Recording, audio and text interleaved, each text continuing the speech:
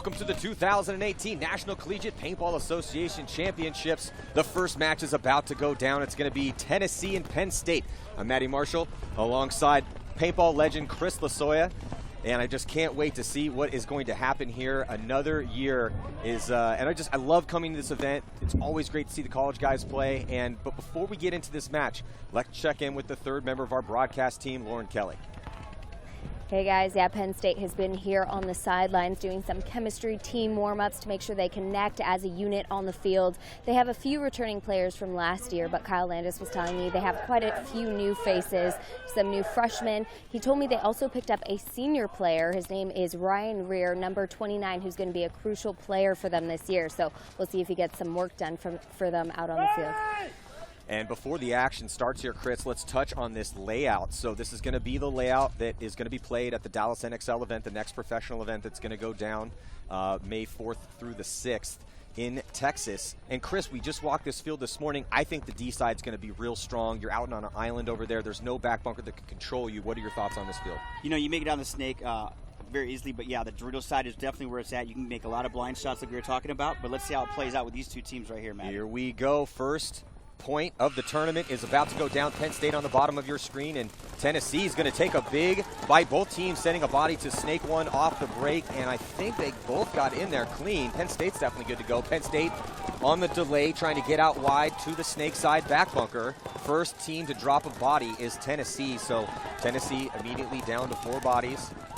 Looks like, Chris, other than sending to snake one, a conservative breakout for Penn State, all the back bunkers. Yeah, absolutely. But let me talk about Matty. Now there's nobody on the Dorito side for Tennessee. Tennessee dropping another player, Matty, which leaves the door wide open for Penn State right now on that Dorito side. Yeah, those crossfield shots from the snake and from the center are going to be crucial to stop the attack on the D side. And here it comes from Penn State. He realizes there's no pressure on him. He goes right into the red zone, past the 50-yard line, and looks like a crossfield shot, taking out Tennessee's player in the snake. It is not looking good for them, Chris. 2 players alive on the field right now. Yeah, of course. And we talk about that, Matty. You know, once you get down those Dorito side, I mean, you can pretty much rule the field because there's nobody stopping you. There is no corner bunker, and you're on an island, as you very well spoke about. As you can see, you know, look at Penn State coming all the way up the snake, all the way up the middle. Dave Brady in the snake, and there's Landis on your screen.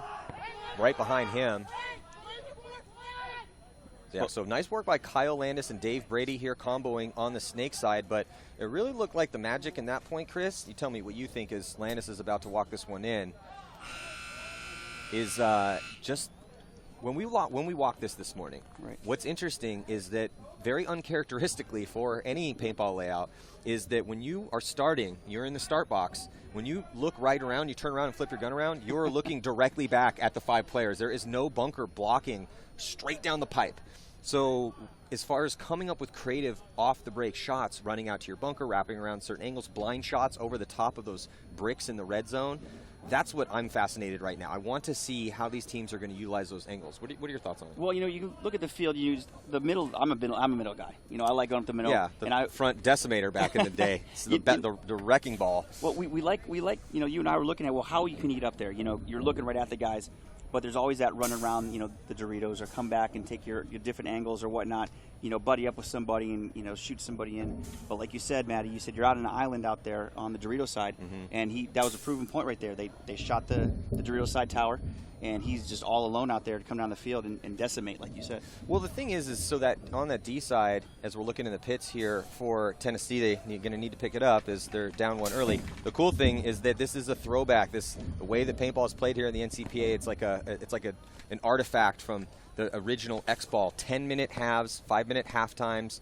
The majors and minors. A minor is a minute you got to spend in the penalty box. So there's a flag out there, and it's much different than how paintball is traditionally played. But going back to that D side, yeah, you do not have a back bunker that mirrors up straight down the line, able to get shots straight ahead at your advancing front players. So if you do shoot out the guys in front of you, it's going to be really tough to fill a body out to contend because you're out wide. Paintball, that game of angles, you're always trying to get out wider than your opponent to get those better angles. And if you shoot that guy, and we saw that from Penn State, they capitalized very quickly on those deaths on the D side.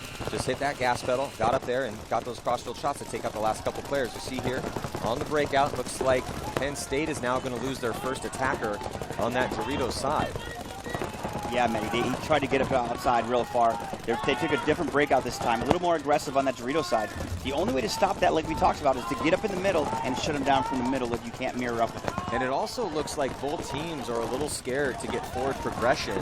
Other than, Penn State, they do have Kyle Landis. Is it Kyle Landis, I think? So they have a body up at the mini cake towards the D side of the field. And that's the most aggressive forward move other than snake one off the break. Most of these teams just, at least the first 2 points, just gunned up from those back bunkers, trying to live in there. Penn State makes a move into snake one. As well as Tennessee, Matty. They're mirrored up right now in that snake. However, for Penn State, they do have a back guy can shoot down the wire to help his snake guy out. Yeah, see on your screen, that is the traditional setup, as you can see on the snake side. Now we're getting that backfield view on the D side of the field. And it's going to be tough, man, but once you get across and there goes the move. Penn State makes a move into D1, but you can see top left-hand portion of your screen. There's no back bunker back there. Now here in the snake, looks like Tennessee going to be moving into snake 2. Penn State still in snake 1. They're on your screen trying to work those crossfield shots. Mirrored up right now, Matty. Right now, Tennessee's looking to make that next move to that 50 snake. Now, here's the Dorito move on the far side of the field, Matt. We're talking about. He wants to go, and once you get out to D2 and you get to those offset, the bunkers that are out far by the sideline, that's when it's really going to get interesting. As we just saw this layout come out this week, and again, it's going to be played in Dallas at the next NXL event. And we haven't seen a layout like this ever, really. So that D side is going to could really be the side that the damage comes from, as we saw in that first point. And now counteracting the move from Penn State into D2 as Tennessee gets in the D side and he gets shot out. Yeah, that was by his mirror, but here's the move to the 50 like we talked about. Now you can do some damage, but well, this would be a good move. Runs the highway, executes him, and then still runned up. Nobody picks him up. This is the best move he's seen so far. It looks like he gets at least a 2-pack. 3 bodies come off that move. Penn State looks like just 1 body left alive for Tennessee. He gets taken out, and yeah, Zuniga going to grab that flag. Penn State looking pretty good right now, Chris. Yeah, they're working the angles. They're taking their time. I like that move up the middle that they had, shutting down the Dorito side by one of the Penn State guys and then allowing his other player to get out wide like we had talked about. Well, let's watch this replay here and this beautiful move from Penn State. So he cuts down the highway, inside part of the snake, gets his first kill, still gunned up, gets that guy. Looks like he got himself a 3-pack. That was absolutely nasty. That's how you close out a point. And let's check in with Lauren Kelly. Looks like she is down in Tennessee's pit.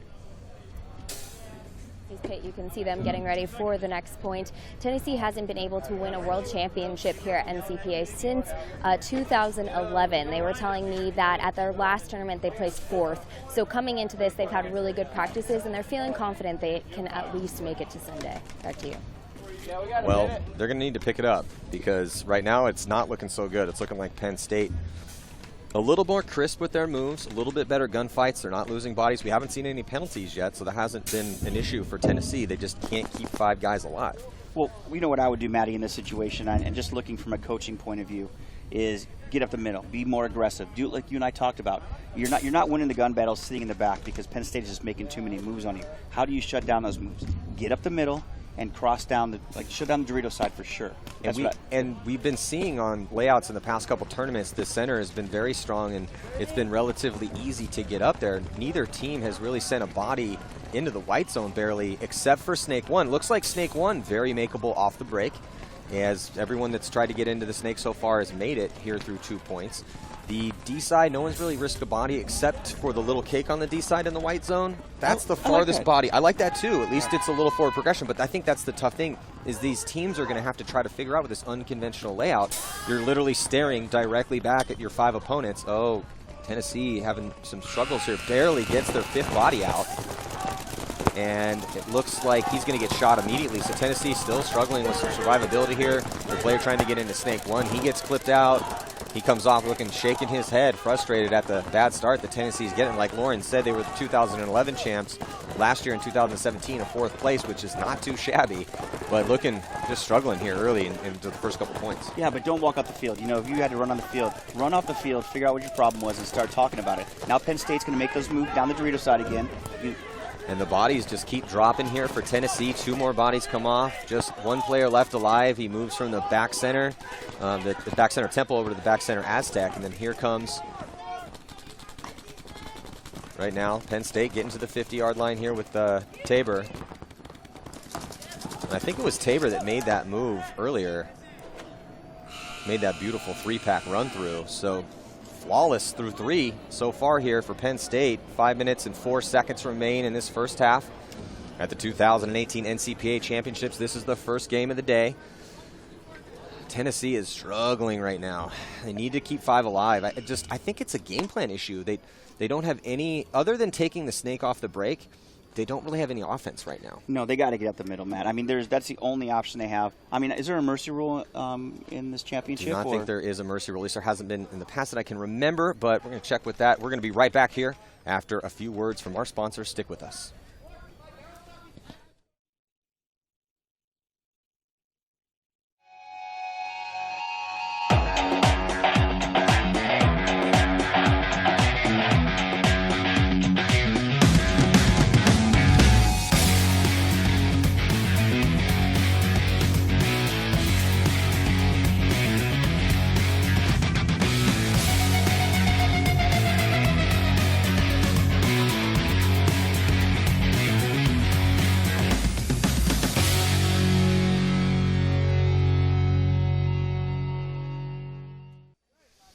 We are back, 2018 NCPA Championships here in Orlando, Florida. Matty Marshall with Chris Lasoya right now. Penn State is pretty much beating the brakes off Tennessee in these first couple points, Chris. I hate to say it, but it's just looking a little rough out there for the 2011 champs Tennessee. 4th place last year and haven't put a point on the board yet. I just don't think they're being aggressive enough. I think they got to get up the middle, and I keep saying that. They're not shutting down the Dorito side effectively, and they're not doing much over here in the snake. I mean, they're getting to the snake, but they're not capitalizing on the snake either. So well, because they're losing bodies too. So yes, hey, snake went off the break, aggressive, nice. Get that guy in there. That's all fine and dandy. However, if he loses 2 guys behind him, he's just going to get set up to get bunkered. And just the survivability right now. I know we got some time left. Looks like a timeout's being called. I think that's a smart move here from Tennessee. This is that, hey, let's just get 5 bodies out alive. Sure, let's keep going. The snake went off the break. No one's got shot doing that yet. He did get shot on the fill. Yep. He got shot, so he went on a little bit of a stutter step in there, a little bit of a delay. And so we'll see if they can consistently make that spot. But as we take the time, or as Tennessee takes the timeout, we are also going to take another timeout, and we'll be right back. Truly believe in the guy next year, we're going to win. We are the scariest, nastiest, dirtiest team here, and we're going to win.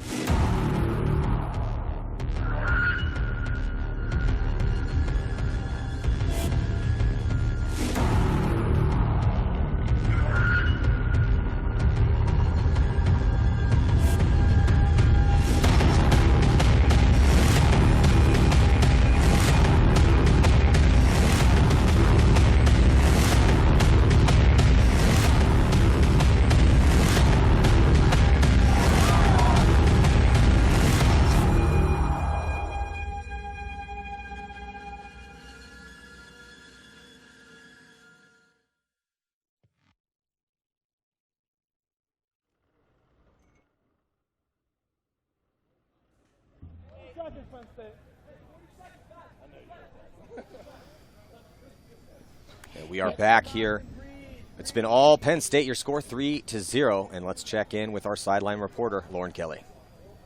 Hey guys, obviously we are seeing a significant difference between Penn State and Tennessee here early on in this first match at NCP World Championships. There is also a very big difference in the pits. Penn State just has their communication together. They're listening to their coach. No one's talking over one another, and they're also listening to Kyle Landis's input each time he comes off the field. So it seems like that's getting some stuff going for them on the field, and we'll see if they can keep this momentum going. This start here as both teams jump the gun on the buzzer. So this could be, it looks like Tennessee has more bodies alive as there's only 2 players for Penn State. No, actually make that 3. Three guys from Penn State were able to stay alive, and it's Tennessee with the bad start as they only have 2. So weird situation here. Both teams get a bad jump on it, and it is a 3-on-2 immediately, and just still not going Tennessee's way. Penn State already in D2. Here, as you can see on our wide shot, in the white zone, top of your screen, Tennessee making a little bit of a move into the white zone themselves, getting up to that center Aztec. Well, like I said, they got to get up the middle, Matt. You see Penn State right there. That's one of the 3 players getting up the middle, and he's chopping them up, just like we had talked about, Matty. Well, yeah, I mean, I'm down with them getting up in the middle, but not when it's just you left alive and you don't know where the body is on the D side. I mean, he tried to make his move up in the center, had no idea that there was a body in D2 for Penn State, and he just got cut to pieces. And looks like Brady in the snake here is going to be alive to grab that flag. The flag is offset on the snake side, something to keep in mind when it goes down to those low body situations. You know, one thing I noticed about the different snake players is Brady's playing nice and tight, listening to the coach and playing off the coach. Tennessee's getting in the snake, stopping, looking at their coach, not really paying attention to the game. You know, play your game. You can listen to the coach at the same time as playing, though. Yeah, and they Christine Gould is the on-field coach here for Penn State, and it's great to have a body right next to you. I mean, the coaches here in the NCPA literally get to stand not on the field, but just directly off of it, but in the and they get to just joystick their players around. Let's check out this replay here. So this is the move we were talking about as just getting taken. Actually, no, it was a different shot right there. But, yeah, just, again, the struggle is real here for Tennessee through 4 points. They cannot keep any bodies alive. Both teams got a bad start, but still just not going Tennessee's way. 3:46 to go. Let's check in again with Lauren. Hey guys, so yeah, like you said, down 4 points early on here. Tennessee just during this last break, Ramsey came off the field and told the team that they're getting too antsy. They need to play a little bit more patient, get into their spots, and then work together as a unit to try to get points here. They're trying to get into spots they haven't talked about, and they're just not working that chemistry that they've talked about before coming to this weekend. Yeah, they absolutely. This is when you get in the pits and start yelling at each other. Hey, does anyone want to play paintball today? Which 5 guys want to stay alive for 30 seconds? So what would you do, Maddie, in this situation? I mean, you're down 4 points. You're going into a half. Would you sit there and try and ride out the next minute and a half or whatever, and then take the 5 minutes to kind of regroup, or would you try and go out and get a couple points right now so you're don't fall too far behind? Well, we're still figuring this layout out as well. As Tennessee is, so not exactly sure what's working. What's working for Penn State is their off-the-break shots on the D side, but most importantly, back towards the center. There is no big, huge bunker in the center of the field at the 50-yard line blocking you out from your opponent. So Penn State, early on in this tournament, seems to have solved the puzzle a little bit as to where to put those guns. So as far as trying to get bodies out alive, I keep 2 at the back bunkers. I'd send a body to the snake off the break because that guy's making it every time, and maybe back bunker on the snake side as well. Finally, we have some action up in the center for Tennessee.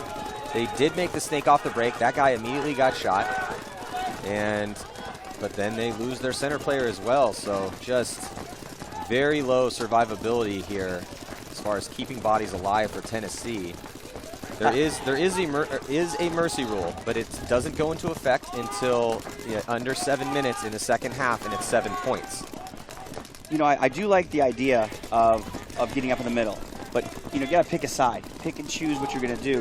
He got in there, gun was down, looking back and forth, not really paying attention. Now you see, Penn State up in the middle at the 50 again, right? The snake is doing damage. Yeah, and that's Mitch Tabor in there trying to get those angles on those back players in the center of the field. Tabor talking it up. Penn State, even though they're up a bunch of points, they're still doing the textbook. There's the desperation penalty. Anytime a team gets down big, look for the flags to start flying. Sure enough, Tennessee getting a major, and that means for the next 2 minutes of gameplay that they're going to have a man in that penalty box, which is really going to hurt their chances. I mean, they can't keep bodies alive as it is. Now they have to start with 4. And a major does carry over to the next half if it was to go that long. Major staying up the whole time till those 2 minutes are taken off the clock, and so it looks like they were able to get a few of those seconds off before, as soon as that flag is hung, it stops the clock, stops the penalty clock as well. So it looks like that penalty was assessed on Julian New, number 85, for the Tennessee Volunteers. Yeah, this is a really rough game for them. Nothing is going right. The only thing that I would say to give them a little bit of credit is they are making the snake one off the break on a regular basis. But the problem then is that player has gotten shot trying to insert to that bunker. He's gotten shot twice out of that bunker, which is just not going to help things. They really need to tighten up across the board. This is in these instances when nothing is going right, you have to go back to just the very step 1. It's almost step 0. Let's get 5 guys out alive. and go from there, because they have not had a point where they have had 5 bodies alive for more than 10 seconds through all 5 of these points. There's still 2 minutes and 20 seconds left in this first half, though, Chris. Well, they can't come back. I mean, I've been up by 5 points, 6 points at one time, and then had excessive come back and beat me. Yeah, I've been up, I think, I remember, yes, that's happened when we played Infamous many times. It happens. It's possible. It's just Tennessee is not giving a good look of it here, and I mean, they're losing bodies. I can't even tell exactly what their game plan is, because they're losing at least a body within the first 10 to 15 seconds of every point. They're definitely trying to push this snake side. They haven't really done anything on the D side. That's really where their struggles are as far as survivability is concerned, is mostly in the back and on the D side. But like I said before, the guy making the snake, he's got shot out of that spot twice. Yeah, they just got to get in there, play a little tighter, make them move forward the other people do. But like you said, losing player 2 on the break is not helping the situation.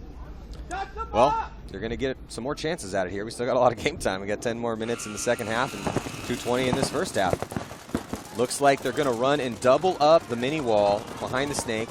Able to make it into the snake. He does. More conservative game plan right now for Penn State with this gigantic lead that they've created for themselves. There on your screen, Penn State with those back bunkers. Not much forward progression. They did take D1.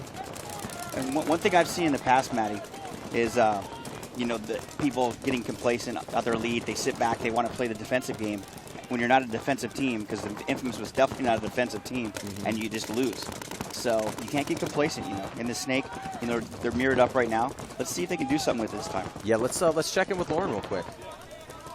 Hey guys, I was talking to the Penn State coach before going into this point, and he told me they had a really tough day yesterday, a tough day of practice against Drexel, Liberty, and Temple. So they're really happy with this performance right now. As I mentioned earlier, they forfeited their regional season. So coming into this, he wants them to have fun, but he also wants them to feel the momentum and take this moving forward. Well, Penn State's looking rock star-ish right now. They're doing everything right. We really haven't watched them struggle at all. But sometimes it takes a really hard practice where you get whooped on a bit to tighten things up for the tournament.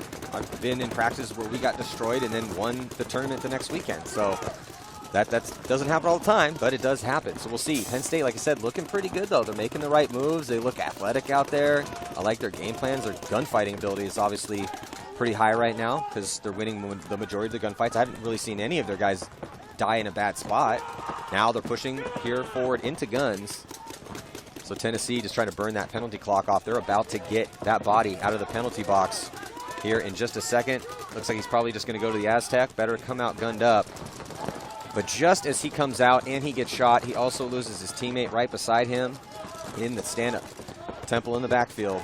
Well, for the first time, we do lose. Looks like Penn State is going to lose one of their attackers, and that is Landis. Kyle Landis dying in that red zone at one of the 50 bricks.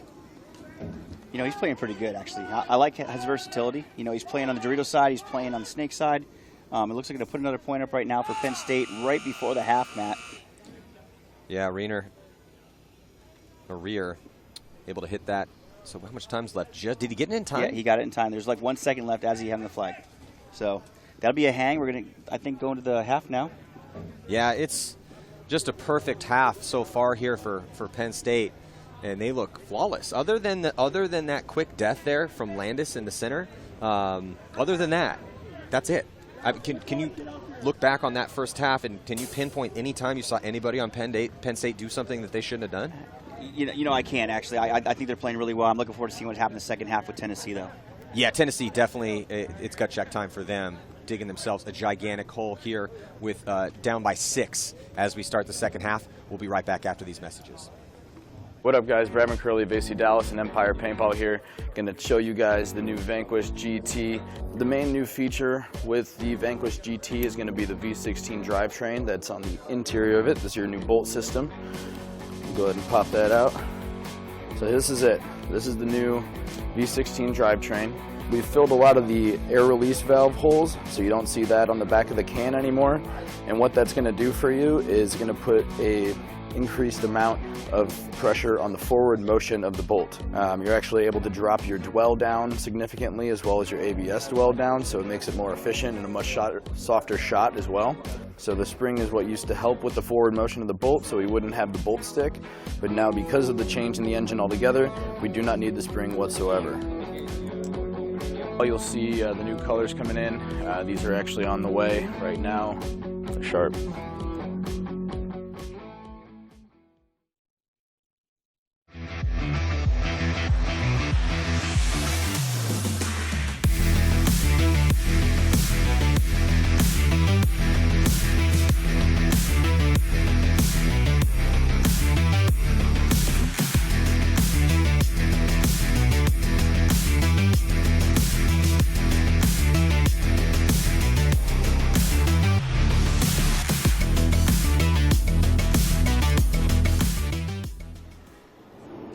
Welcome back, 2018 National Collegiate Paintball Association Championships. I'm Matty Marshall with Chris Lasoya, and this first match has been really bad for Tennessee and incredibly good for Penn State. Penn State, I think, looking like an early favorite here. I know we're just getting things rolling. This is the first match of the tournament here in Orlando, Florida. But Penn State, as we talked about right before we went to that commercial break, Chris, playing flawlessly. Yeah, they're playing pretty aggressive. They're playing smart aggressive, though. They're shooting good lanes in the break. They're making good secondary moves. They're playing off each other really well. They're getting those G's right off the break, which makes it a little easier to get off the field as well. Yeah, for sure. So it looks like we have our sideline reporter, Lauren Kelly, down in the pits with Tennessee, who are just struggling right now. They are struggling right now here in the pits. They only have a couple minutes to talk. They said obviously they have a lot of problems to fix, but the main thing they want to focus on is keeping their Dorito players alive in order to make these points a little bit longer and try to shift that momentum so they can figure out as a team how to get these points against Penn State.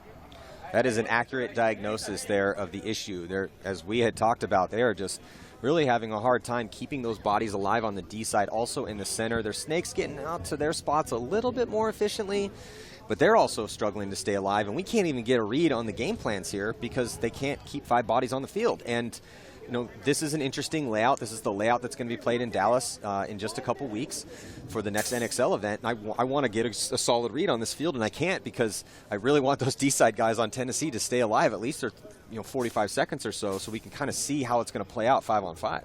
Well, one thing I'm also noticing that Penn State is doing that Tennessee is not is they're taking that back corner, snake corner, which really, really helps out, whoever might be in the snake for them, unlike Tennessee. Tennessee's getting in the snake, and they either lose the guy in the break or they don't put anybody in that back corner, which really makes it hard to get down the snake. He's trying to get out and around the snake to the 50 and get shot in the foot or whatever it might be. Well, and because this is an unconventional layout and you have a situation where you are looking direct drive right down the pipe back at your opposing players, then as far as getting out on the snake side of the field, I really think you can make that snake back bunker relatively easily. There's a blind shot, but also we have to talk about the mercy rule right now.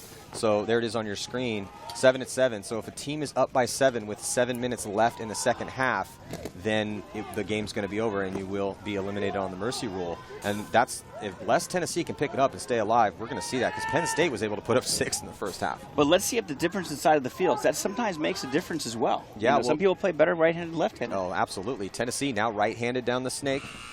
And let's check in again with Lauren. Hey guys, the last thing they were talking about before going into the second half was also where the shots are coming from. And that's something they're really struggling to figure out, where Penn State is shooting their players out of their bunkers. So we'll see if they can figure that out in these next few points to try to get some points on the board. Well, it looks like for the first time, Tennessee has 5 bodies alive. And look at this, and pushing up on the D side of the field. They were pushing on the D side. They also took that back corner for the snake like we talked about. But then he loses a gunfight. He did lose a gunfight. So just as we say they have 5 bodies alive, they lose their back bunker on the snake side. But their front player here on the snake side pushing into snake 1. Penn State not in a hurry to go anywhere. Just content to just roll those guns. You can see Tennessee on your screen with the body in the snake. And he's trying to get shots on those. Oh, he get taken out? No, still alive in there. Well, super aggressive move in the break. You seen your screen on the right-hand side a second ago. That was Kyle Landis taking Dorito 2 on the break for Penn State. That kid's fast. Yeah, he is fast. I like what I'm seeing out of Penn State. They just did a couple counter moves, pushing up on the D side into secondaries and also taking snake 1 on a secondary as well, too, and they shoot another body. But here comes a big move for Tennessee. Volunteers pushing down the D side of the field, trying to bunker out one of his opponents. makes it all the way almost to the white zone for Penn State, but I don't see any Penn State players walking off. Yeah, they're both in there still. Ref's going to get in there and check them out. So that was, you know, I like the aggression, but ill-timed as he got shot out. And now here comes the move past the 50-yard line there on your screen on the D side of the field. Penn State not looking at a lot of bodies left alive for Tennessee. They're going to take out the player in the mini wall on the snake side. Brady in the snake. Dave Brady. Penn State looks great, Chris. They do look great, but I got to give it to Tennessee. They actually came out this game. You know, I like the way they came out the breakout. They lived up. They were playing a little more aggressive. They seem to be playing better right-handed. You know, it does make a difference for some people sometimes. Oh, so. For sure. And, you know, these guys out here in college paintball, you never know how long they've been training, right? So some of these guys have been playing for a long time. Some of them maybe just picked it up to join the club and haven't quite learned the left-handed skills that they need to contend out here. And they did look a lot better right-handed here in the snake, but still survivability, a big problem for Tennessee. Absolutely. And, you know, and we're at that point right now. There's 7:55 left in this half. 7 points for Penn State, 0 points for Tennessee. So, I mean, if they get one more point and run out 55 seconds, this game could be over. Yeah, it's looking that way. Looks like Lauren's now down in the pits with Penn State. Yeah, I am here with Penn State. During that last point, as we said, Tennessee was playing a little stronger, but Penn State did get the advantage. An advantage that they do have, though, is that they have someone on the sidelines here coaching them during each point, especially that snake side player. The coach is over here calling all of the bunkers for Tennessee and breaking down the field, telling him when to make moves and how to make moves. Right now, Tennessee doesn't have that person on their sideline. Yeah, it is. It's huge to have that extra person out there, and you can see the replay here as Tennessee is just holding on for dear life, the last player alive, looking at numerous bodies for Penn State and into that red zone on the D side. I really like what I was seeing on the counterpunch there for Penn State as initially starting heavy guns up, didn't shoot anybody, but I liked how they reacted to that. Okay, well, there's now finally 5 opponents for us to shoot at, but they made their way up on the D side of the field, won a couple gunfights, made some good moves going into the guns. They didn't close sloppy. That's good to see, too. So as far as Penn State's future in this tournament, they have just looked utterly dominant out here against Tennessee. Well, one thing I liked, you know, on that breakout is that Penn State switched it up a little bit. You know, they sent 2 guys over to the Dorito side. You know, they got Kyle Landis in the Dorito 2 and then followed up behind Dorito 1 with another player behind him. So they switched it up a lot. But does that mean that they play dominantly right-handed?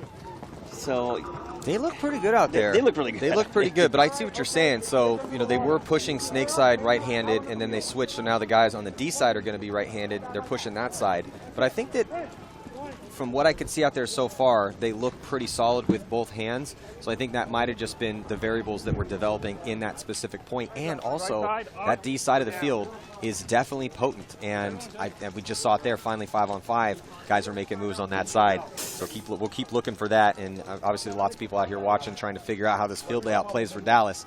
But let's take a quick break, and we'll be right back.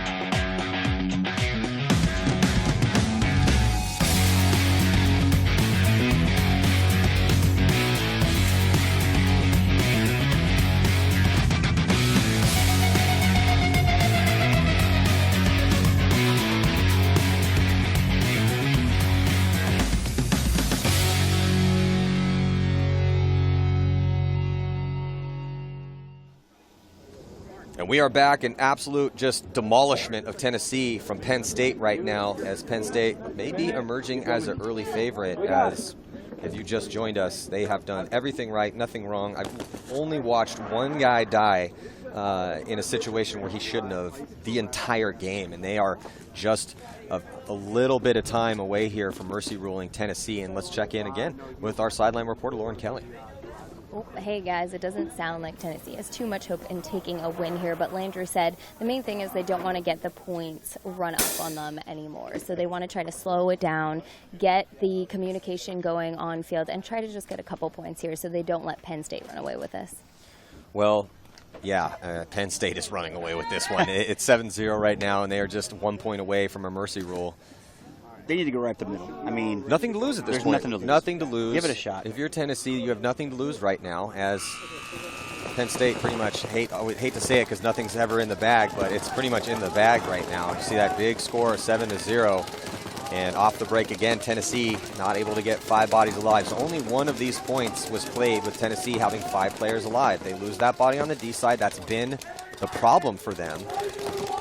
And they do send a body to D1, take a little bit of ground in that center. And now Penn State with the 1 body advantage is starting to push forward.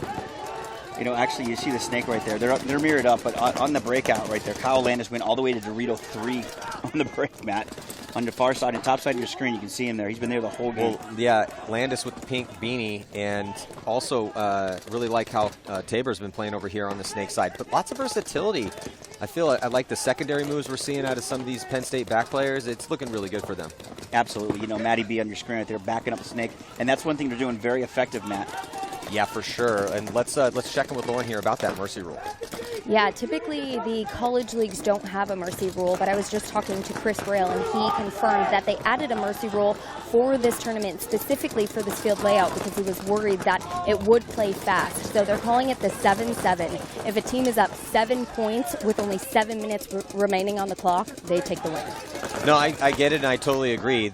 And we haven't had one in the past. We've seen some big blowouts, but hey man, if the game's already it's already over. I mean, this game's essentially over. Penn State obviously much better than Tennessee, even though we're seeing a little bit of action here as the last couple players holding down for Tennessee, but not enough. And still had that last player. This is 2 points in a row. The last player left alive was the guy making the snake. So the one bright shining light for Tennessee is that they were effectively getting into snake 1, but that is about it. Other than the fact that they could get their first attacker on the snake side into that important structure, nothing else was working for them. Yeah, absolutely not. And unfortunately, I think that's curtains right here for Tennessee. However, you know, they just came out, you know, first game on this field. You know, I believe that they're going to come out and, you know, fix the things they need to. I like the way they played on this side of the field that they played at the second half. A lot better than they played on the other side of the field. I do agree. Tricky layout. This is definitely a tricky layout, not conventional, not something that teams are used to seeing and used to game planning for. Penn State is, not only did they have higher survivability, keeping those bodies alive, shooting those great off-the-break shots, but they just really seem to have figured this field out a little bit more. Well, a lot more. Yeah, absolutely. And I like how when they're up 5 or 6, you start seeing the really risky moves. Going to Dorito 3 on the right side of your screen. That first red one is Dorito 3 on that side. You make that on the break. Maddie, you and I went out there. We're like, this is the best spot in the field. Yeah, and it looks that way here through the first game, but we'll see lots more paintball coming at you. But it looks like Lauren Kelly is with one of the winners, Kyle Landis. Thanks. I am here with Kyle Landis. Congratulations. You were just telling me you wanted to play more points. You wanted to get out there, have your new guys running that. Your coach was telling me yesterday was a rougher practice for you. I know you guys had a long day, a couple hiccups here and there, but talk to me about coming out this morning. How did you guys get it together as a team to come out here and get this kind of momentum in your first match? So yesterday, when we got to practice, it was, like you said, it was such a long day. We got to practice. We didn't even get to walk the field. We knew what the layout was, but we were just like, get dressed, get paint. Just play. We just have to play. We won our first game and then lost every point, but we learned so much because we just forgot to play fundamental paintball yesterday, and we were just thinking so far past everything that guys weren't doing like just the basics. And last night we were like, listen guys, doesn't matter. You can't be a champion at practice, because when you go into a tournament and you're like, yeah, we're the best at practice, you're not going to win. So we learned so much yesterday, and we said, guys, we're just a team. And we're just going out there. We need to just have fun, like act like we're like just a bunch of friends just playing paintball. This is not like we need to go out and win every single point. Like that's not what it's about. We just need to just play our game like we know how. Of course, I mean, it takes that team chemistry to get things going. You mentioned fundamentals of paintball and getting back to the basics, which I feel like people throw those terms around all the time, but other teams, like we saw with Tennessee, sometimes are still not able to figure out exactly what that means. So in your own terms, what are the basics that you need to focus on in order to win tournaments? Find the guys. Get to your bunker, shoot your spot, find the 5 guys. Then you worry about what's next. Because if you can run out to your bunker and shoot a bunch of paint and say, okay, we have the home, the snake corner, and the snake 1, and just keep yelling that all day, that's 2 guys that you have no idea where they are. They could be running down the field on you. So our first job, we said it last night over and over and over again, we said, find the 5 guys and then do what you need to do next. It helps when you know where to shoot on the field, typically. Exactly, yeah. And we were saying that we were having trouble at practice. Like, we practiced the semi-pro DZ line out at P3 paintball. And Tyler Dowiak, he actually used to play for Penn State, and he plays in the semi-pro line. He said, guys, you guys yell every bunker call at each other, but you guys don't talk to each other. So it's like you're all yelling the same thing, and you can't even hear what you're saying or be able to register what the other guys are saying. So he was like, just talk. Like you're having fun out there. Like, we're laughing before every point. Like, we're not out there like staring down the field like we have to win this. So it's like, just have fun and just talk to each other on the field. Like, have a conversation. You don't need to just yell the bunkers, because when you have a conversation, like on that last point, I went to the Dorito 3 and I just sat there and was getting shot at. Ryan Rear just came up behind me and he was like, "Yo, Kyle, I'm behind you. I got you." And I was like, "Okay, I'm gonna try to shoot this Aztec." And he got that guy running down the wire because I knew he had him. Well, thank you so much. Congratulations on that win. Communication and the ability to digest that information definitely helped you guys in that first match. Back to you guys. Yeah, big congrats to Kyle Landis and the rest of the Nittany Lions as they take a dominant victory against Tennessee. We'll be back with more action here. 2018 National Collegiate Paintball Association Championships. I'm Matty Marshall with Chris Lasoya. See you in just a few.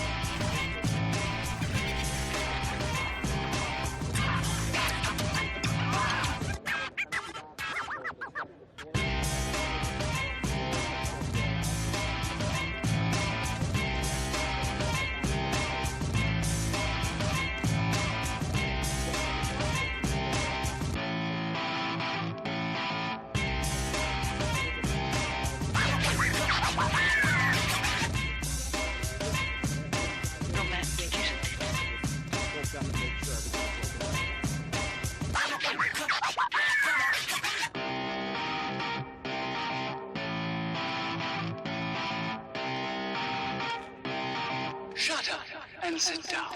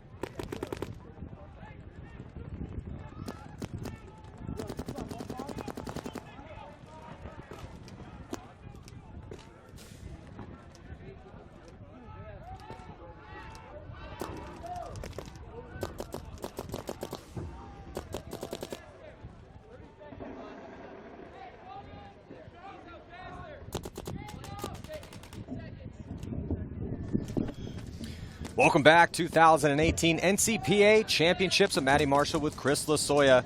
The next game about to go down, NC State is going to be taking on UConn. And let's check in with our sideline reporter, Lauren Kelly.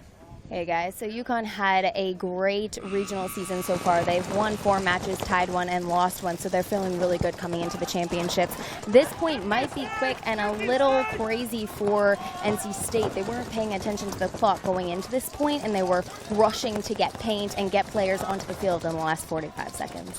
Well, whatever they did, at least it worked for getting a body to the 50 snake off the break, Chris. NC State in dominant field position right now. You know, that was a great move. He went there pretty much on the break, like you said, Matty. Both teams dropping a body, though, so it's 4-on-4. But I think right now at the advantage,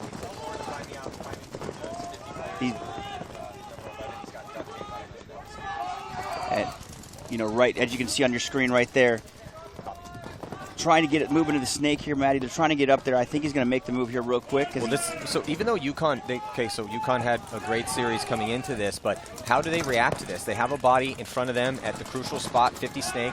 We haven't seen this situation yet in that first game where you have a lot of bodies left alive and somebody gets somebody in this important bunker right here. So there on your screen, you can see in that red zone at the 50-yard line here, snake side, UConn trying to deal with that threat and done so relatively nicely so far. They haven't shot him out yet, but they haven't really let that guy clock in yet and start getting kills. Looks like they did drop a body early from that D side, so he did get 1 kill already.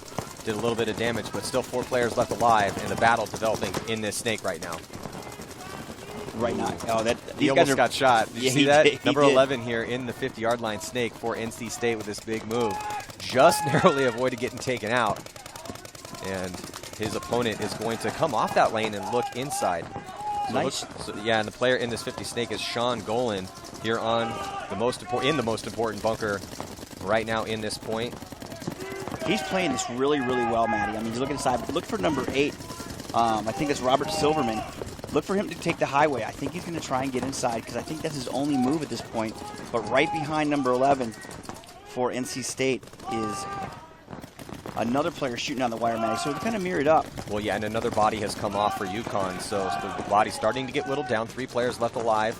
And you can see the battle on the D side there on your screen. And here is the snake side battle. Sean Dolan able to get such dominant position off the break. Taking that huge bite, made it in there clean. Got a couple kills so far. NC State with a 1-body advantage. It's going to be who wins this gunfight right here.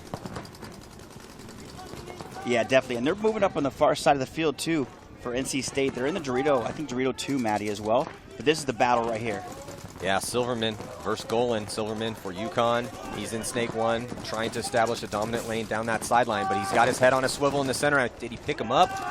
It looks like he did. Nice job by Silverman to pick up the attacker coming into that center, but because of that, he ends up getting taken out by Dolan. So Dolan now up on his feet. Oh, he gets checked back in. Almost got shot from that back center bunker. Still 2 bodies alive for UConn here. He's about 9 lives. He's come close a few times, man. I like this Sean Dolan kid, what we're seeing so far. And there's another one. So Sean Dolan, I think he got at least a 3-pack here in this match. Yeah, that's what I've seen for sure. But now he's going to move to the next down the snake. But look at the Dorito side as well, Matty. Yeah, picking up paintballs off the ground. Dolan comes around, overextends, and ends up getting taken out. So he did his damage, but losing that body. Got to be careful to close. And it looks like NC State squandered the high body situation that they had. It might be a one-on-one. One-on-one. For sure, they have a body in the red zone. NC State has a body in the red zone just slightly past the 50-yard line. There's only 1 player left alive for UConn. He's on your screen. Yeah, Matty, I think it is a one-on-one on your screen right now. And here comes the move. Man, such a great game. This is a good opening game for these two teams. Yeah, this is a great opening point, and it's Aming Pham over there, the last player left alive for UConn, trying to save this point. And he ends up taking him out. So Pham clocks in to win the one-on-one here, and somehow, some way, even though Sean Dolan from NC State got to the 50-yard line here in this on the snake, incredibly hard to get there off the break. Well, we'll see. Maybe that's possible. So I don't know, man. That was still a good move at the outset, and he got a couple kills, but. I mean, just Pham able to win that one-on-one. What's disappointing if you're NC State, and when they go back and watch this one or talk about it in the pits right now, is squandering that situation with All those players. Yeah, just so many bodies alive, and ended up losing too many gunfights, and UConn was able to hold on to put the first one on the board. Let's check in with Lauren Kelly. Hey guys, yeah, that was a surprising finish with NC State starting out so strong in the beginning of that point, which was also kind of a surprise, seeing as how disorganized they were going into that first point. Also, one thing I noticed is that NC State has a sideline coach on the actual field. He was talking to Sean Golan the entire time during that point. UConn doesn't have anyone for them doing the same thing, so we'll see if NC State can get a point and take this lead here with that coaching. So let's check out a couple of these replays from that first point. And Chris, a very interesting point. We saw Golan get into the Snake 50 for NC State, and then Silverman was also in there for UConn. Robert Silverman, I thought, played pretty well in there considering the situation. He did get the kill, kept his head on a swivel, but it came down to this, a one-on-one situation. And unfortunately, Evan Arbrough ends up getting taken out by Amin Pham, and Pham's going to play the hero in that first one to put this first point on the board. You know, but very well played by both teams. I mean, really aggressive moves in the break by Sean Dolan from NC State, and then UConn making adjustments and fixing the problems that they actually had. And like you said, Pham winning that one-on-one over there on the Dorito side, yeah, that was key. Yeah, that was huge, man. And at first point like that, in a kind of a topsy-turvy, interesting point where your opponent's take an important bunker, they lose some bodies, it's a close one. Getting that first point on the board, getting that momentum in a one-on-one win like that is definitely going to be really solid here for UConn heading forward, because it wasn't really looking good for them there for at least a couple minutes. No, I mean, but they kept their composure. You know, by getting up the Dorito side, you know, it kind of forced their center player to switch back and forth, which allowed Sean to look inside and shoot him in the pack, which kind of opened up the game. Yeah, and also with this layout here, just getting our first looks at it, it's going to be the layout for Dallas. The only difference, though, that's going to change the variables up is that the cans on this layout in the blue zone towards the Snake side of the field are much smaller in height than the ones that we're going to see in Dallas. And also wondering, okay, well, is NC State are they going to continue to just play aggressive here, or are they going to go back to a little bit more conservative? So this time they decide to send Sean crawling up in the center the whole way. He crawled pretty much halfway up into the center 50, getting low, but staying alive, and actually with dual attackers up in the center. So I like what we're seeing at NC State here, Chris. They're getting crafty. Yeah, right. I love the middle of the field. You can see on your field right now, that's, I mean, getting up the middle of the field and crossing up right there, now going down the Dorito as well. Just, you know, they're in some really good spots. Plus, they're in the Snake. You know, they have a lot of advantage here, Matt. Yeah, they do. So looks like Dolan this time. Sean Dolan went up to the center, crawling, like I said, and now we're getting a look here at the Penn State line, cross field. A couple players in that white zone. Here comes the attack. As a body moving into the Snake 50. So really like how NC State is staggering these attacks, these smart fills, biding their time, waiting for the right moment, using that important high paintball IQ that it looks like they're displaying out here. Yeah, absolutely. And there's a good move down the center of the field. If you're in the middle, I'm looking at the field, and everybody is looking outside. It's prime opportunity for somebody to run right down the middle of the field and shoot every single body on the other side. Well, looks like Anaza in the Snake right now in that 50-yard line there on your screen, and now we're getting a look at the D side for UConn playing defense as NC State has been on the attack in these first 2 points. Lots of time, though. Long points here, Chris. 3 minutes and 33 seconds left to go in this first half, and we've only seen 1 point scored, and there's still a lot of bodies left alive out there. Right. Well, for NC State, they actually, for UConn, they actually walked the flag back and just kind of sat down, and they wasted, burned about 2 or 3 minutes off that last point as well. Yeah, I'm not sure what the rhyme or reason between that was, but. Well, look at this, though. Stacking up another body on the 50-yard line is NC State. So they have the 50 brick on the D side. They have the 50 here in the Snake. And then they also, they have all their bodies up close. And the bodies are starting to come off for UConn. Desperation fill to the back bunker on the Snake side of the field. Think that's Pham. Pham gets taken out. Losing bodies all over the place here. There is one player still alive in D1 here for UConn, and he's about to get tenderized. Yeah. Here comes the pain train, and he just turns his gun at the worst possible time, exposing his back, which gets blown up. And NC State is going to tie this game up, but they've looked really solid in both these points. They have been playing the aggressor. They are forcing UConn to react as they act, and that's ideal. That's what you want to do out there. Well, I mean, up the middle, I love the middle of this field, and I'll keep saying it, but they're playing pretty much across the field very, very effectively. They're making smart moves. The crawling thing up the middle kind of weirded me out a little bit.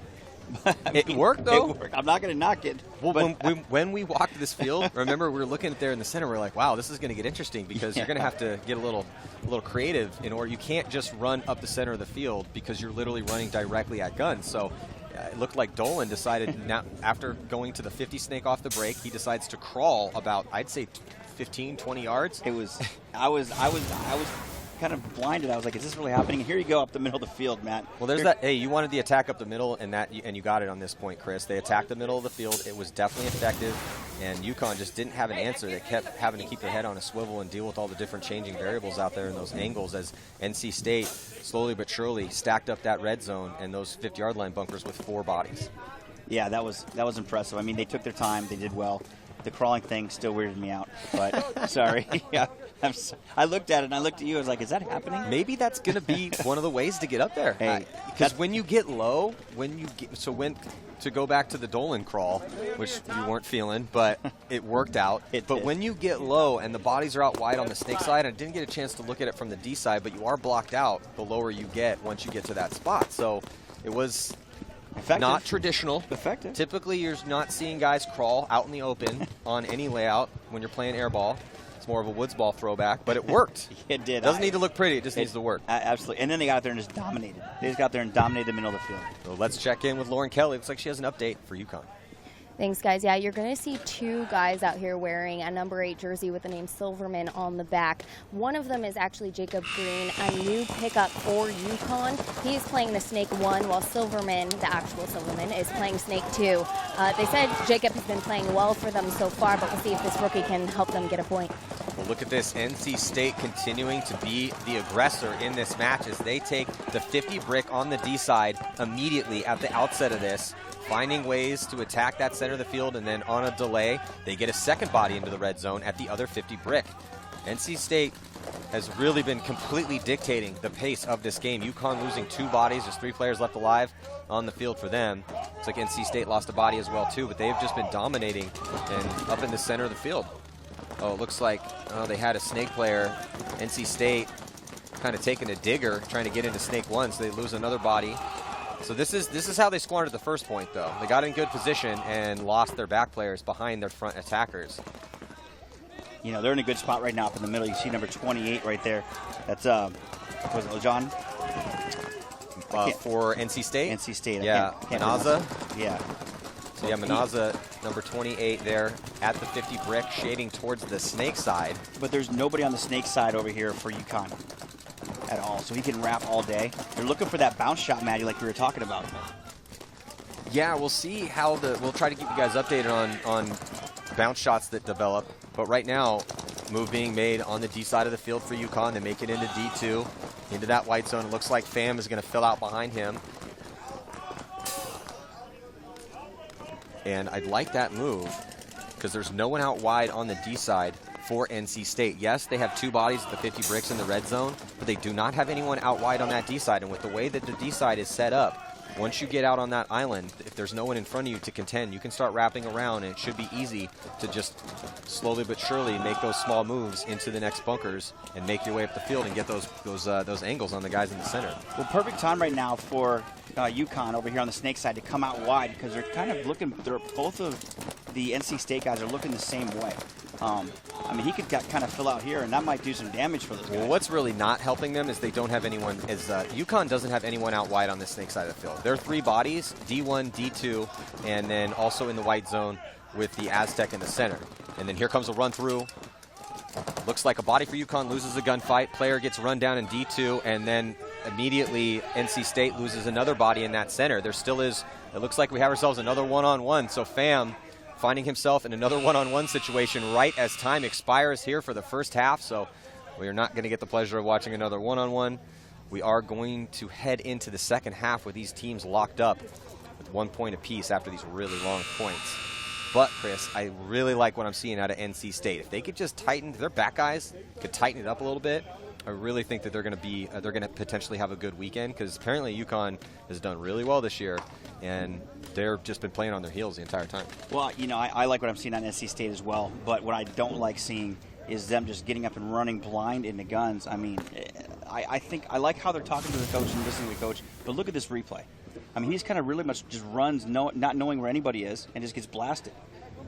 That's just, to me, it's not a good move. I mean, he's definitely got to tighten up, like you said. Do it a little too reckless. They're doing it a little bit too reckless up there in that center, but still, I love the fact that they are attacking, and we're starting to find out how this field can play when a team is running into guns, and it's been working out pretty good for them. Though, tied up here as we head into the second half. UConn won, NC State won 2018 NCPA championships. We'll be right back.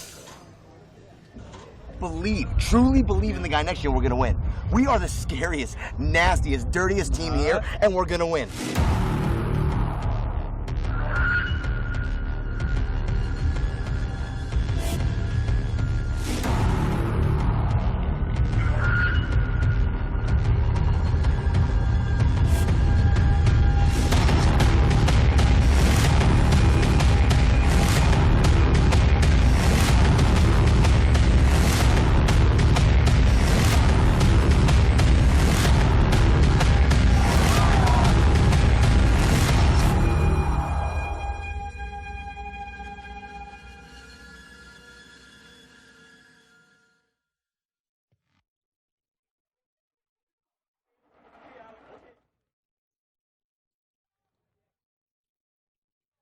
Welcome back. We are going into the second half of NC State versus UConn, where they are tied 1-1 right now. NC State is feeling the momentum right now. They said they had a great first half. They didn't get to take the lead, but they're feeling very confident going into the second half. Sean Golan, a clutch snake player for them, is a leader here in the pits, calling the shots and telling them to keep their heads up and keep the momentum going, and they're confident they can get this win against UConn. Back to you.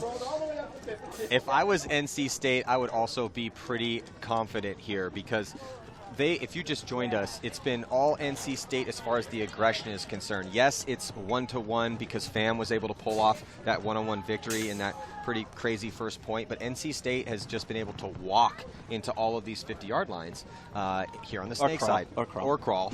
Walk or crawl. However it works, they've been able to make it in here, but they took the 50 brick on the D side early. They've found creative ways to get up the field, and they took Snake 1 off the break in the first point. So as far as UConn is concerned, they've got to find a way to deal with this aggression. They seemed a little bit puzzled out there when forced to play in a defensive position with those players at the 50-yard line. They didn't react bad, but they just looked, okay, now what do we do now? Okay, they have all the 50 spots. Okay, how are we going to counteract this?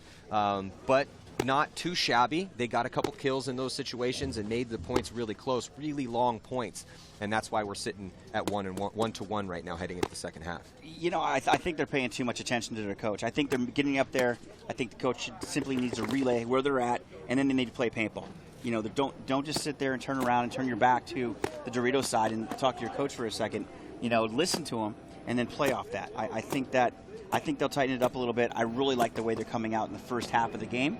I don't like the way they're finishing by any means. Well, I'm wondering, yes, they're finishing a little sloppy. A little sloppy right now on the finish for NC State as they're getting. So just as UConn is looking a little puzzled, having to deal with these threats in the 50-yard lines, NC State is also looking a little puzzled once they get to the 50-yard lines going, okay, well, what do we do from here? Right. And that's where we're seeing a couple deaths as guys are really kind of just deciding to go at the wrong time, running into streams. So NC State's lost a couple bodies that way. But I like the game plans. I like the aggression. They definitely seem to know how to get to these spots. And on this pretty creative layout, this is a layout we haven't seen a layout like this before. So we're starting to get our first glimpses as how you can potentially attack. You were asking for it. Hey, let's get some aggression going here in the center of the field.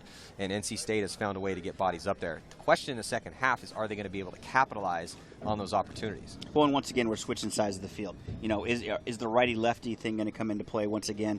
As you saw before with Tennessee switching side of the fields, they didn't get a point, but they definitely looked a lot better on the other side of the field than they did in the beginning of the half. So let's see if UConn can get it together. They're not playing bad. They're playing a better second half of the game. They just need to stay alive and keep them out of the middle. And how is UConn going to to deal with this aggression for NC State. NC State's going to be right-handed down the snake now. UConn left-handed. Vice versa on the D side. And NC State continuing to find creative ways to get bodies into these front bunkers. They run a body up the center and then cut him out wide into D2, run around the temple in the blue zone on the D side to get into D1. But now it looks like UConn able to get a body into the 50-yard line on the snake side themselves. Yeah, so fighting fire with fire right now. I think that's Robert Silverman, or it might be the other gentleman, but there is nobody on the snake side for NC State, Maddie. Oh, and he gets a minor penalty, too. So Silverman going to get taken out here, and that's going to pull out his back player. That means no one left alive on the snake side of the field. That's going to allow NC State to just coast right into the 50-yard line on the snake side. They also get very quickly up into the 50 brick. And like you said, Manny, nobody on the snake side. But look at the Dorito side. You know, they still got a little bit of hope over there for UConn. UConn with that minor penalty, a little bit of a gift for NC State, starting off the second half. And there's the battle developing on the D side of the field. But you know, if they can grind this minor penalty out, man, they'll get another person back, Maddie. But here comes NC State down the Dorito side. Well, just as I was about to say, I don't think they're going to have time to get that body back as the flag is grabbed, and here comes the attack up the center. But they did shoot a body on that D side. Still 3 players stacked up in the red zone for NC State. The big run through to execute the last player alive in one of those back center bunkers.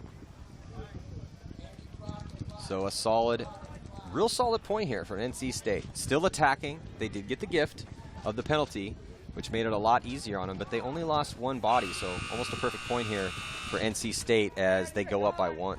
Yeah, but they kind of, if you looked at that, Maddie, there was 1 second left in that penalty when they hung the flag, and they were doing it very nonchalantly. Oh, they weren't attending to the guy in the penalty box? They weren't even paying attention. All these guys over here having a little powwow talking about last night's dinner, you know, and they're just kind of, you know, tiptoeing over to the flag. That guy can come out and blast everybody. How many times have you seen that? Occasionally you'll see it when Kick somebody the door just in. completely forgets about the penalty box, and it did look from the body language. They had 4 bodies. I'm hoping at least one of those guys was attentive to that issue. I don't know, man. But it did look that way. It did not look that way. It did not look that way. Still, though, NC State getting the point. UConn will be back at full strength because that minor penalty comes off the clock. There was only a second left on it anyway. But yeah, if you can fight through those penalties, if you can fight through the 1 minute for a minor or 2 minutes for the major, just like old school X-ball, which is how they roll over here in the NCPA, then you get that body out of the box, and that can be a big difference, particularly if the team's not attentive to that issue. Yeah, you know, I like the rules over here. I'm very pleased at the 2 halves. Because it's the same as when you were playing back in the day. Yeah, except you're not shooting 9 million balls a second, and you're not walking out here looking like a leopard or something. So that was usually me. Yeah. But, yeah, I mean, these guys are playing good. I like the way these 2 guys are playing. They're playing really aggressive. You know, I think that as we progress through this tournament, people will get to realize there's a lot of different things you can do on this field. You don't have to do the same thing over and over and over. It's not very repetitious. I think that you'll be able to find a lot different angles and make some different moves that people won't be able to pick up on. There is some variability on this field. We're already seeing it here just 2 games into this tournament. We'll find out if that's going to continue to be the case. For sure, you can attack on this field, as NC State is just making us blatantly aware of that. You can attack on the snake side. Looks like the snake is almost...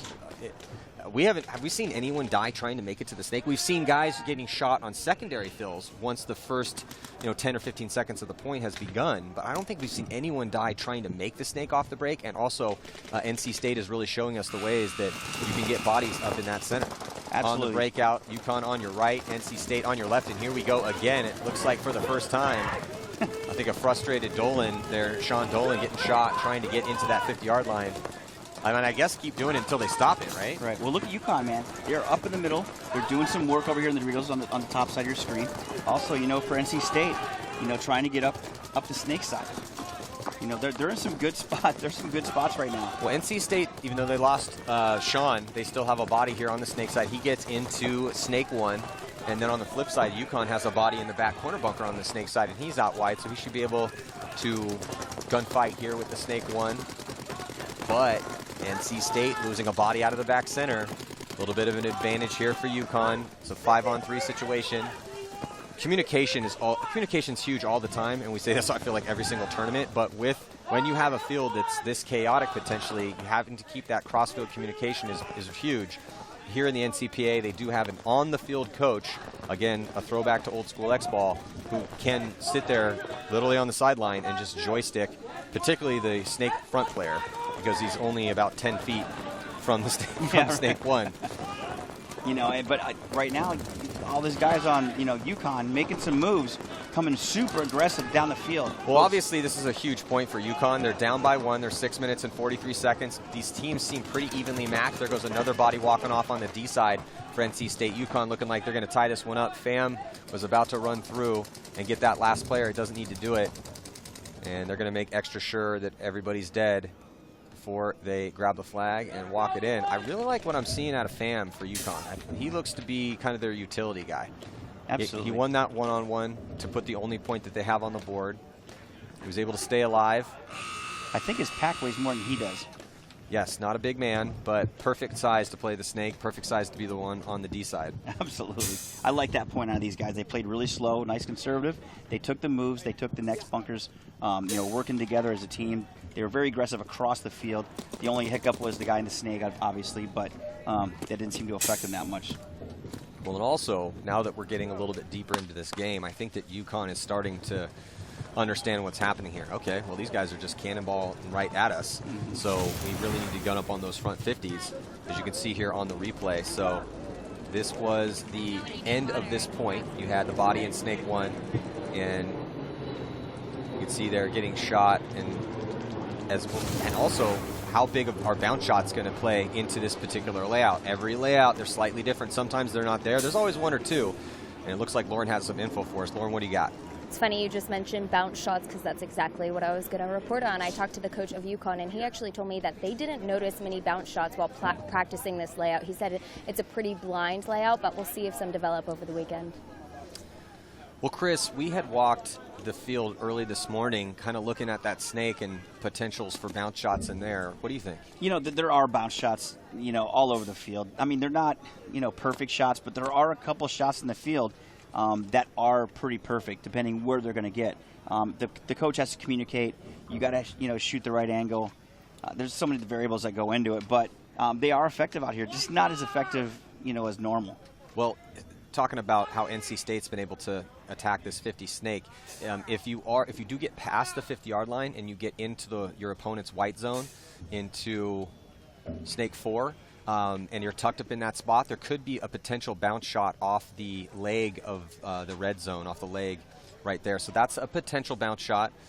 But that's why it's going to be interesting to watch how this layout develops, because, again, we've got the big NXL tournament coming up in Dallas in just a few weeks, and everyone at home is going to be watching, wondering, okay, well, how's this field play?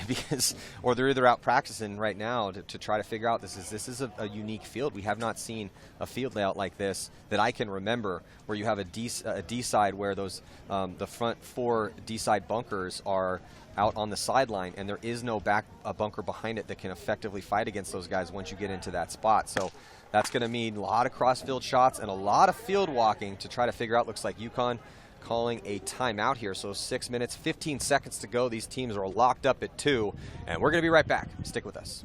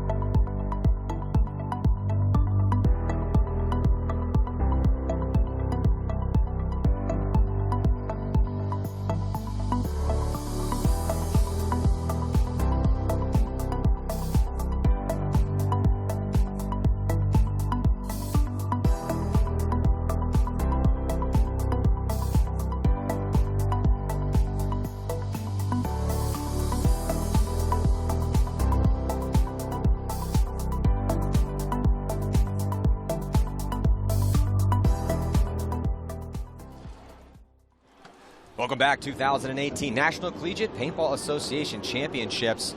And it looks like our sideline reporter, Lauren Kelly, is down in the pits with NC State. Thanks, Maddie. NC State took those last couple minutes to talk strategy. The coach said if you know you have 2 guys shooting at you, that means another guy on your side of the field is open. So what you need to do is just take that paint, stay alive, sit there, let them shoot at you, and wait until you can figure out which player is available to bump up the field. Back to you. UConn attacking up in the center on the right-hand side of your screen, but losing that body. So pretty quick here, NC State with a 5-on-4 advantage. But these teams tied up. Looking at the D-side action here for UConn. And that's one of those things, Matty. Like if you'd have dove into that bunker, like you said, because he ran body up and he got shot as he going in the shoulder. It's just tough because in that center, again, at least preliminary looks on this field. We're here now 2 games in. But the lower you get, the easier it's going to be for you to stay alive. But if you do dive in, your gun is not up and you are not able to use your gun as a walking bunker and get shots on your opponents as you're running up. So, kind of got to figure out how the best way to play that center of the field when you're making those secondary moves and those runs off the break. Should I dive? Should I not dive? Should I keep my gun up? And playing very dominant on that far side of the Dorito field for UConn. Also just kind of holding it down on the snake side. But UConn looking effective. Well, they got 2 good players. But here comes NC State into the snake, Matt. NC State getting Dolan, Sean Dolan, the hyper-aggressive player for NC, able to get into snake 1 on a secondary move. Nice fill for him. Looks like he has a teammate in D2. So again, NC State is playing the aggressor. It's a little bit easier to do when 20% of the firepower that was coming at you in the beginning of the point is gone. That's what 1 body coming off means. 4 players left alive for UConn. 4:37 on the clock. No one in the snake for UConn. So NC State with Sean Dolan definitely on a little bit of an advantage here. And it looks like another body is coming off for UConn, and it's Pham. So haven't seen him die early yet. And off of that, as soon as that body comes off with a 5-on-3 advantage, Dolan gets right into the snake. They also attack on the D side, taking out a player for UConn who had advanced up the field. Nice move right there by NC State on the far side of the field, Maddie, taking out 2 players in that move. So trying to close this one out. Just Silverman here in the back corner bunker. And it's going to be really tough for him. I don't know if this is a layout where we're going to see a lot of low body magic happen, where guys are pulling out 2-on-4s or 1-on-3s. As looks like the last player, Silverman, going to get run down. So with all these relatively long points here, anytime you have a game where the points are slow, that means the points are more valuable because there's just not a lot of them. You can't burn one and hope you get it right back. But this field, so that's another thing too, how fast is this field going to play? Obviously we saw in that Penn State-Tennessee game, is Penn State mercy ruled Tennessee, it can play very fast. But when you have 2 evenly matched squads, NC State coming in ranked 4th overall, UConn ranked 2nd, 2 relatively closely ranked teams here. And that's what we're seeing. You can see this last run through at the very end. A little couple extra there. Maybe just a few. It's part of the game. Nothing's going to hurt. Yeah, and you're going to get shot a lot, man. It's paintball. So, I don't know. Who do you think has the advantage in this one? I give it to UConn. I think they're playing a little better. Even after that last point? Yeah, I give it to UConn. I think they're playing a little better. I think that, NC State, once again, when they switch up sides of the field, I think that they're actually playing better on that left side of the field for us. What I like that I'm seeing out of UConn is their ability to deal with being drug into the deep water here by NC State. It's incredibly difficult when you're in your first game and every single point your opponents are up in those 50-yard line bunkers. Yeah, that's kind of stressful. Yes, that's kind of worse. Not worst case scenario. Worst case would be like 2 majors, but it's still tough to deal with. So I like the decisions that UConn is making in those situations, and I really like that they're picking up some of these NC State players who are still making some sloppy moves here and there. They're obviously making some good moves too, but they have been losing some bodies once they get to those 50-yard lines. So if I'm NC State, what I want to see, if I was coaching them, I'd say, look, I need you guys to make better decisions when you're up in those crucial bunkers. You guys are in the spots, everyone's shooting at you, just chill out a little bit and really double think those moves. For UConn, just need a little bit more aggression out of them. They are still letting NC State dictate the pace of this game. Yeah, absolutely. I look for NC State to come out a little harder down the middle on this kind of next couple of points. Well, I do like how NC State is kind of staggering their attack. One point it's the snake side, next point they're throwing bodies up the center, next point it's on the D side, then back to the snake, back to the center. So they are definitely rotating through those aggressive play calls. And it looks like NC State is going to lose their first body over here on the Snake side. And UConn, we just asked for it and we got it. A little bit more aggression out of UConn would be good, and they make Snake one off the break, which appears to be a very makeable spot. Yeah, absolutely. Like you said, Matt, I know he's got shot going there, but they're also being aggressive on the Dorito side. And another player going down for NC State. UConn making the moves to that 50 Dorito like we had talked about. That's a great spot. Chris, another body coming off for NC State. Not looking good for them in this one. Just 2 players remain. UConn at full strength. UConn should be able to tie this one up here. 2 minutes and 50 seconds to go. Looks like Silverman getting into the Snake, now to the 50-yard line. And he's all alone over here, Matt. Needs to worry about D1. That's the one opponent with the crossfield shot on him. And he looks like he's messing with his gun right now. That's never a good sign. That's always a bummer. You know, you get all the way up there, you're like, I came all this way. So he's still trying to fix his gun. Doesn't matter, though, as NC State drops another one. Just one player left alive for them, and that is it, actually, as that player dies, too. So, well, game getting a little interesting here. Told you, UConn. I like the way they're playing. They played a lot better at that point. You know, very aggressive on the breakout. Like you said, the Snake is very makeable. The Snake is very makeable. NC State's proven that the center can be utilized as well off the break. And Pham is going to hang that flag, get checked out by the referee, waiting for the thumbs up in order to see if we got ourselves a tie game there. It is the thumbs up, so 2 minutes and 4 seconds to go, all locked up at 3. So as time is starting to tick off here in this match, let's check in again with Lauren Kelly. Hey guys, the UConn coach said that he wants his team to start playing those faster points. He wants to try to get a point spread here against NC State, take the lead, get some fast points, and get as many points on the board for the win.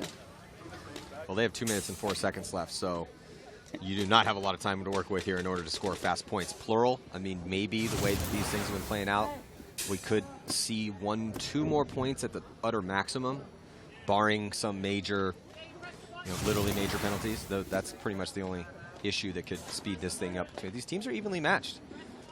Yeah, no, they're definitely evenly matched. I like the way that both teams are playing.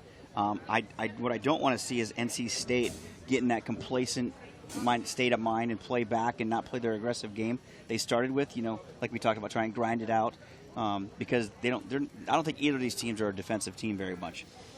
Well, UConn, I would not say that they are a defensive-minded team. They've been forced to play defensive because of the aggression of NC State. But like we've been talking about, I'm liking what I see with the way that they've been adjusting to those attacks and the decisions that they've been making, and also proving their gunfighting ability by shooting NC State players out of their spots once they get into those important bunkers. But now heading into these remaining minutes, just 2 minutes and 4 seconds left to go. Is NC State going to continue to play aggressive, or are they going to come out with a little bit more conservative game plan? I don't think so. But as we're going to ponder that, we're going to take a quick commercial break, and we'll be right back.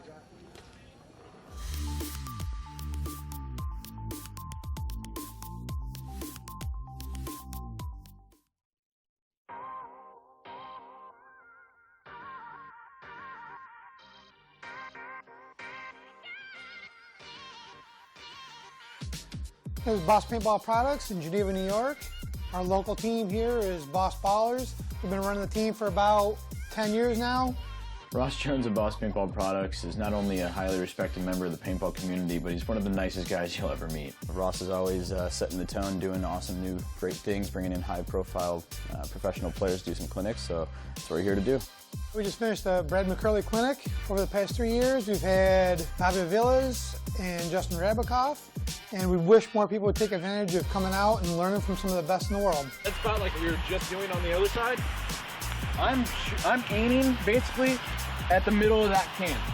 For my clinics, everything we do is sequential, starting with individual skills to high and low body situations to full game scenarios and game plans. There's a little bit of something for everybody. That way everyone benefits. We also host the CNYPL paintball series. We also have open play and group rates for regular paintball. And then we also have the 50 caliber low impact Opus guns out here for the younger kids. And then for even younger than that, we run Splat Masters. And we can come out and play and show you a good time.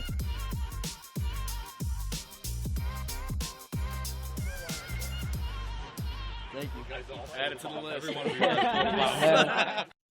We are back here, Orlando, Florida, for the 2018 NCPA Championships. I'm Maddie Marshall with Chris Lasoya, and let's go down to Lauren Kelly with an update. Hey guys, before that timeout, it looked like Pham was not going to go out for this point. He was kneeling on the ground. He was saying he was exhausted from the grind and the heat. He was pouring water over his head. And with 1 minute and 30 seconds left on the clock, he got an extra dose of adrenaline, told Machado to come off the field, and he swapped out with her and made it on for this point. Back to you. Yeah, definitely starting to heat up a little bit in Florida, become a little bit more humid, and that's pretty much par for the course out here every year. Tie ball game right now with under 2 to go, and well, Pham is definitely out there for UConn, and he's been one of their solid guys. So he was able to maintain his composure. But look at this, though, NC State continuing their aggressive game plans. They now have 3 bodies on that 50-yard line, but another thing that they've been doing after getting to these 50s is losing bodies behind them. So their back players really need to tighten it up as they lose a back player on the D side. Yeah, I think they're putting it on right now. NC State's looking really good. Playing aggressive, like we talked about, shooting about another player out from UConn. Up in the 50, he's all alone over here on the snake side, Maddie. Yeah, it looks like 3 bodies have come off for UConn. So with under a minute to go, and you see those attackers lined up in that red zone here for NC State. They lose one of them, but they are able to get a shot on the back temple. So just one player left alive. They have the time to do it. They put themselves in position, but can they close? It's a 1-on-3 situation here for UConn, and he is just trying to hang on for dear life. I think it's going to be very difficult to do so. He gets tapped out. I almost say you blow the horn at this point. Oh, got to concede the point. You need the time, and they do with 46 seconds left to go. And the winning point potentially put up on the board here with the continued aggressive play of NC State. I love how they're attacking the center of the field, but the big glaring error for them is they keep losing bodies almost every single point behind their front attackers.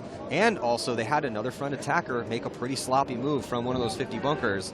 And though the time was ticking off the clock, and got to go a little bit easy on the attackers when time's ticking off the clock and they're trying to win the game, but he still could have waited for a little bit longer. I mean, they had 3 bodies up at the 50. It does not take that long to run the flag from the 50-yard line in, so we could have waited for maybe another 15, 20 seconds and let that play develop. Yeah, but like I said, if they're going to continue to win, NC State has got to go back to what they started with and get up in the middle of the field. Look at this replay, Maddie. Here comes down the middle. They should have blew the horn at this point. You know, they wasted about another 3 or 4 seconds, you know, that they might need at the end of this game. So let's check in again with Lauren. Look like she has an update about NC State. NC State is feeling good after winning that point, but with 40 seconds on the clock, you're not going to see them sit in their bunkers and just take this win. They said they want to bring it back around and try to get another point here against UConn, so we'll see if they can get a fast point. Well, that could burn them, though. When you're under a minute, that's the big question. That's what we're always talking about. Do you go with the defensive game plan, maybe risk a body to make them to counteract the attack that you know is going to come? And so NC State is now in that situation. But I do agree that you definitely want to continue a little bit with the aggression. But the biggest thing is, you know, UConn has to push forward. They're now going to be at a disadvantage, running out into those open lanes, guns up, trying to get forward progression. We'll see. So, I mean, as NC State, I just go to the back bunkers and cross up for that minute? I mean, maybe send one guy up to kind of get a shot across the field in the Doritos, or snake, whatever you want to do. But I just think you sit there and grind it out, because they're going to come hard. They're going to come in the middle for sure. Oh, for sure. And the situation, though, I mean, yeah, get to those spots, but that's the thing we haven't seen on this layout yet, and we're about to find out right now. And here comes UConn with a huge move to the 50 snake off the break, but looks like they lose 2 bodies on the initial attack, so just 3 players left alive for UConn. Now NC State should just tuck in, tighten up those lanes, but they lose a body here on the snake side, so 4 on 3.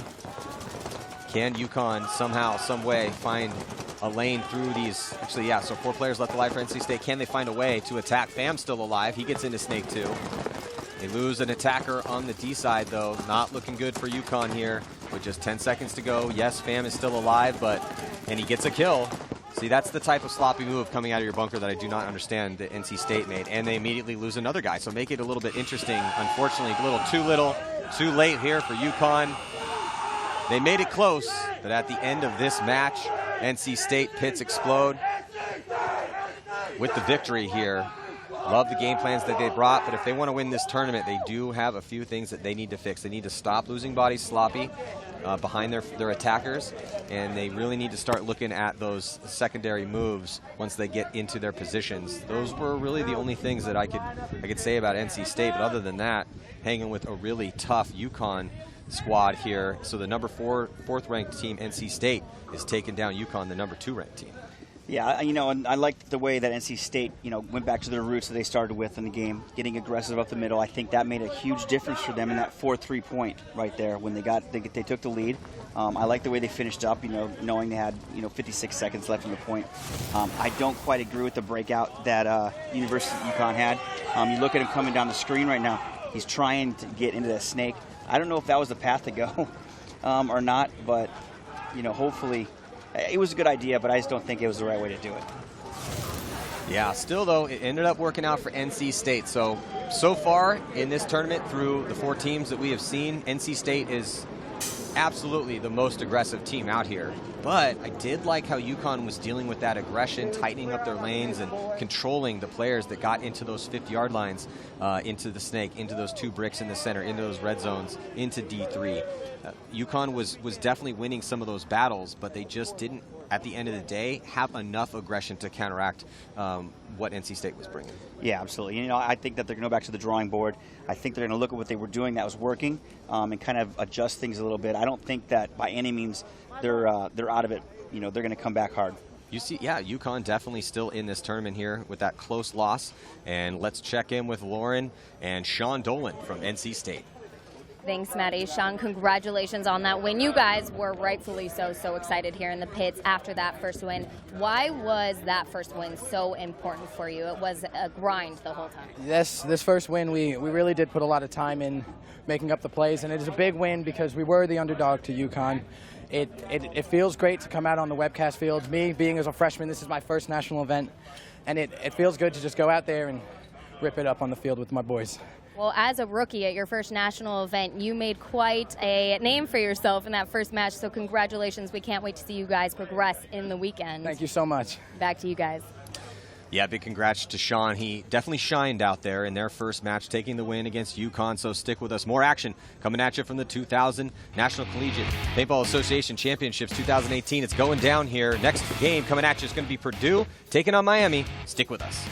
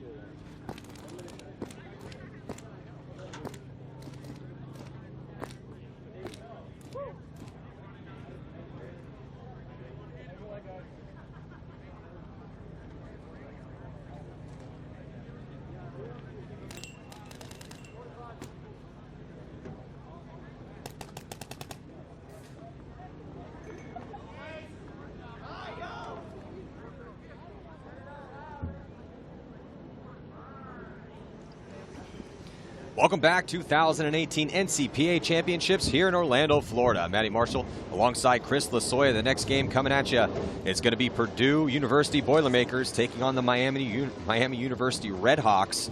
We've seen some pretty solid matches, well, one solid match and one blowout. NC State and UConn in a very close game. Chris, we're starting to see how this particular layout is developing as basically NC State put on an attacking clinic and UConn also putting on a little bit of a clinic as far as how you deal with a team that's attacking heavy all across the field. So getting into this first point, as it's going to be Purdue on your left and Miami on your right. On the breakout, a hyper-aggressive breakout here for Purdue, as looks like they take that 50 brick in the red zone here off the break, Chris. Yeah, right now, Miami University losing one player on the break there, Matty. So 4-on-5 situation. Purdue also taking the snake on your screen. That's Miami. Kind of on the heels right now, Matt. Yeah, so Miami losing that body and allowing the attacking player getting up there in the center for, I think that's Lucas Lewinsky, who made the big run. But able to fill out Miami, getting a body into D2. So there is the rankings there on your screen. Pretty close so far this year. 10th overall for Purdue, 11th for Miami. And there is the body alive in D2. And there from our shot there on the D side of the field. So that was a nice secondary to get into that D2 spot. And that is going to really focus Lewinsky's gun from Purdue just on D2. And he hasn't come off that lane yet. So making Purdue focus on the attacker for Miami. But that allows Purdue to get a body past Snake 1 into Snake 2, but he gets taken out, so there's a gunfight loss. He made the right move, and I like the way that Zielinski is staying in that lane. But the minute he comes off that lane, that's when the guy makes the move. So yeah, Brendan Meyer getting into Snake 2, but gets shot on his first engagement. That's going to even up the count a little bit. Looks like Purdue actually has lost 2 bodies. So it's a 3-on-3. Bodies coming off all over the place right now. 8 minutes, 21 seconds to go as we're just getting things kicked off in these 10-minute halves. So coming around that center, looks like Zawinski. Did he get that kill? No, he ends up dying, and here comes the counterattack. But he gets decimated as well. So Alec Linder from Miami tries to come on the counterattack in the center. Miami still has a body, though, on that D side of the field in the red zone. It looks like we might have a one-on-one. Yeah, it's looking like it, Matty, right now. So in the driver's seat, 2-on-1. Actually, Miami has 2. Yeah, 2 players alive from Miami. They were both on the D side, but now spreading the field out nicely. And they were able to get a shot on the last player for Purdue, not able to stay alive in the transition from the back center to the back bunker on the Snake side. So Miami able to deal with the aggression here from Purdue nicely in this first point to put their first one on the board. A lot of running around on that one. You saw Miami trying to make the run through to get Zielinski out of that center 50, but he was already gone at that point. So that was a waste of a body. So if you look at it, Miami probably could have had 3 up on that point and kind of finished a little tighter. And I think they will. I like the aggression, though, for sure, out of Purdue. Yeah, good first point here. Let's check in with Lauren Kelly. Thanks, Maddie. Both teams, Miami and Purdue, are stacked with returning players this year. We don't see a lot of new faces, but Miami is coming in here with a little bit of an advantage. They played their first match of the day already against Clemson and won 6-4, so they're feeling that momentum coming into this. Both teams didn't get a lot of practice due to conflicts or weather conditions leading up to the championship, so that first game and that first win is huge for Miami. Always good to get a win under your belt to start out the morning. We're here on the Webcast field. There's a tournament going on behind us as well on these different fields. So, yeah, taking Clemson down for Miami. I just really liked, just like we saw at UConn in the last game against NC State, we're starting to see how these teams can deal with the attack as it comes into that center of the field. So, yes, Purdue was able to get that body into the red zone. He made it to the 50 brick on the snake side. But he was forced to just zone up and only look at D2 because Purdue was able to get a body up, Miami was able to get a body into D2, and that basically made the player for Purdue in the center to only keep his gun on that side and allowed the other bodies for Miami to filter out. You know, I think Purdue could have stayed alive in that snake. Instead of coming up as snake 2, he should have went to the 50 and supported Zielinski a little better. He came up in the wrong spot, took one ball. Instead of really kind of filling out the whole field first. As a snake player, you should. I do agree. That was a bad death for Brendan Meyer. He did make a good move to get into snake 2, but then instead of head checking first, I think he did get a head check in there, but still just comes right into the lane. Got to be more careful. So back into point number 2, and looks like Purdue sends a body to snake 1 off the break. Ramos is able to get in there for Miami. There's Ramos on your screen, tucked into snake 1. He's looking inside. First to drop a body is going to be Purdue on the D side of the field. They're also doubling up. So they have 3 bodies in the back centers and then able to get that body where they were doubling up in the center, Aztec, out to the tower. You know, one advantage that, Miami does have on this snake side of the field is they have a snake guy and a guy in the back corner for the snake. And Miami making a big bite up the middle, Matt. Yeah, and looks like making it in clean, and Purdue going to drop a body out of snake 1. Advantage right here to Miami for sure. They're going to take the snake 50 on your screen. He's going to be in dominating position to shoot across the field, Matty. Plus 2 guys crossed up in the middle for Miami as well. Yeah, so Linder into the 50-yard line here, and good field position in the center of the field. Snake 50 is hot for Miami. They also have a body at the 50 brick. But we saw last game, somebody getting a little antsy, in a position like this. You can lose bodies because going from here, making the next moves is extremely difficult. That seems to be the big situation. Apparently, it's not that hard to get up into these 50s because now this is 2 games in a row with NC State and now Miami and Purdue able to effectively get the bodies up there. There's 3 bodies in the red zone for Miami, but where do you go from here? They're trying to close it out. They're looking at 3 guns still. You can hear the communication on the field, and that's good. So Miami trying to reposition and figure out a way to break this cross. How can they push into those last 3 remaining players for Purdue? Or you just shoot them out of their bunkers. That works too. One thing that I would probably do, if I was them, is, as Linder, get in their snake. Just get in there and just live.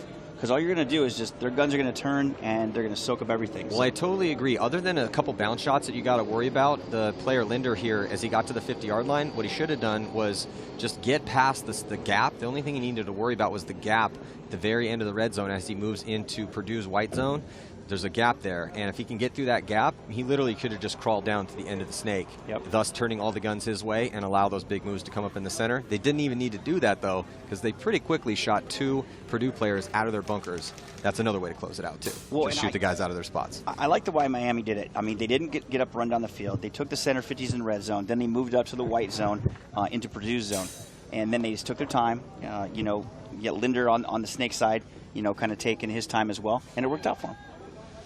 Miami looking real crisp so far in these first couple points. That was a nice executed point. They were able to get to the red zone. They didn't lose any of those bodies. 3 bodies able to get up into those spots. Definitely taking some second looks at those angles as the bodies started to drop for Purdue. They didn't run into any guns. Just nice coordinated. The communication was well. They filtered in behind them. Very solid point there from Miami. I think Lauren down the field has a little update for us. Let's go down to Lauren. I do. Thanks, Chris. Purdue is here on the sidelines still trying to break down this field. As I mentioned before, they didn't get a lot of practices coming into this weekend, and they said they played okay regionally in their conference at the tournaments that they attended. Purdue historically usually makes it into the top 8, the Ocho finals. Last year was the first year in a while we've seen them get knocked out early, so we'll see if they can pick up the momentum, figure out this layout as they go on. So also with Purdue struggling a little bit in these first couple points. They haven't looked terrible, but just losing too many bodies. But their coach is Dan Norcross. So Dan Norcross is an up-and-coming player. He's been in the grind for a couple years, works for Die Precision, and really like that guy. He's got a good paintball IQ, so I think that's going to really help Purdue try to scrap back and get back in this match.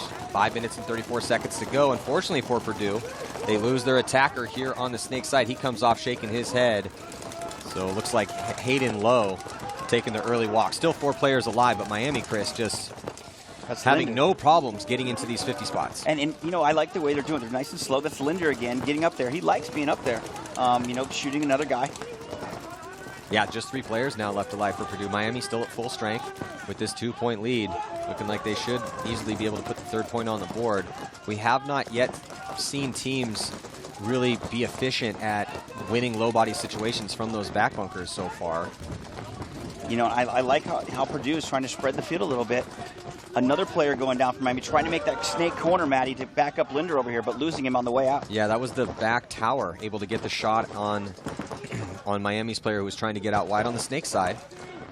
So Miami with 2 players walking off at the same time. That is not what you want to happen when you're in a 5-on-3 situation. So they squander the high bodies. It's now 3-on-3, but Miami still has those really important bunkers. They're actually past the 50-yard line on the D side. We'll see if they can close. No, that guy dies in his spot trying to wrap around and win a gunfight. So the 3 players we had just said, we have not seen a low body situation prevail out here. But Purdue, now all of a sudden they're in the driver's seats. 3-on-2 for them.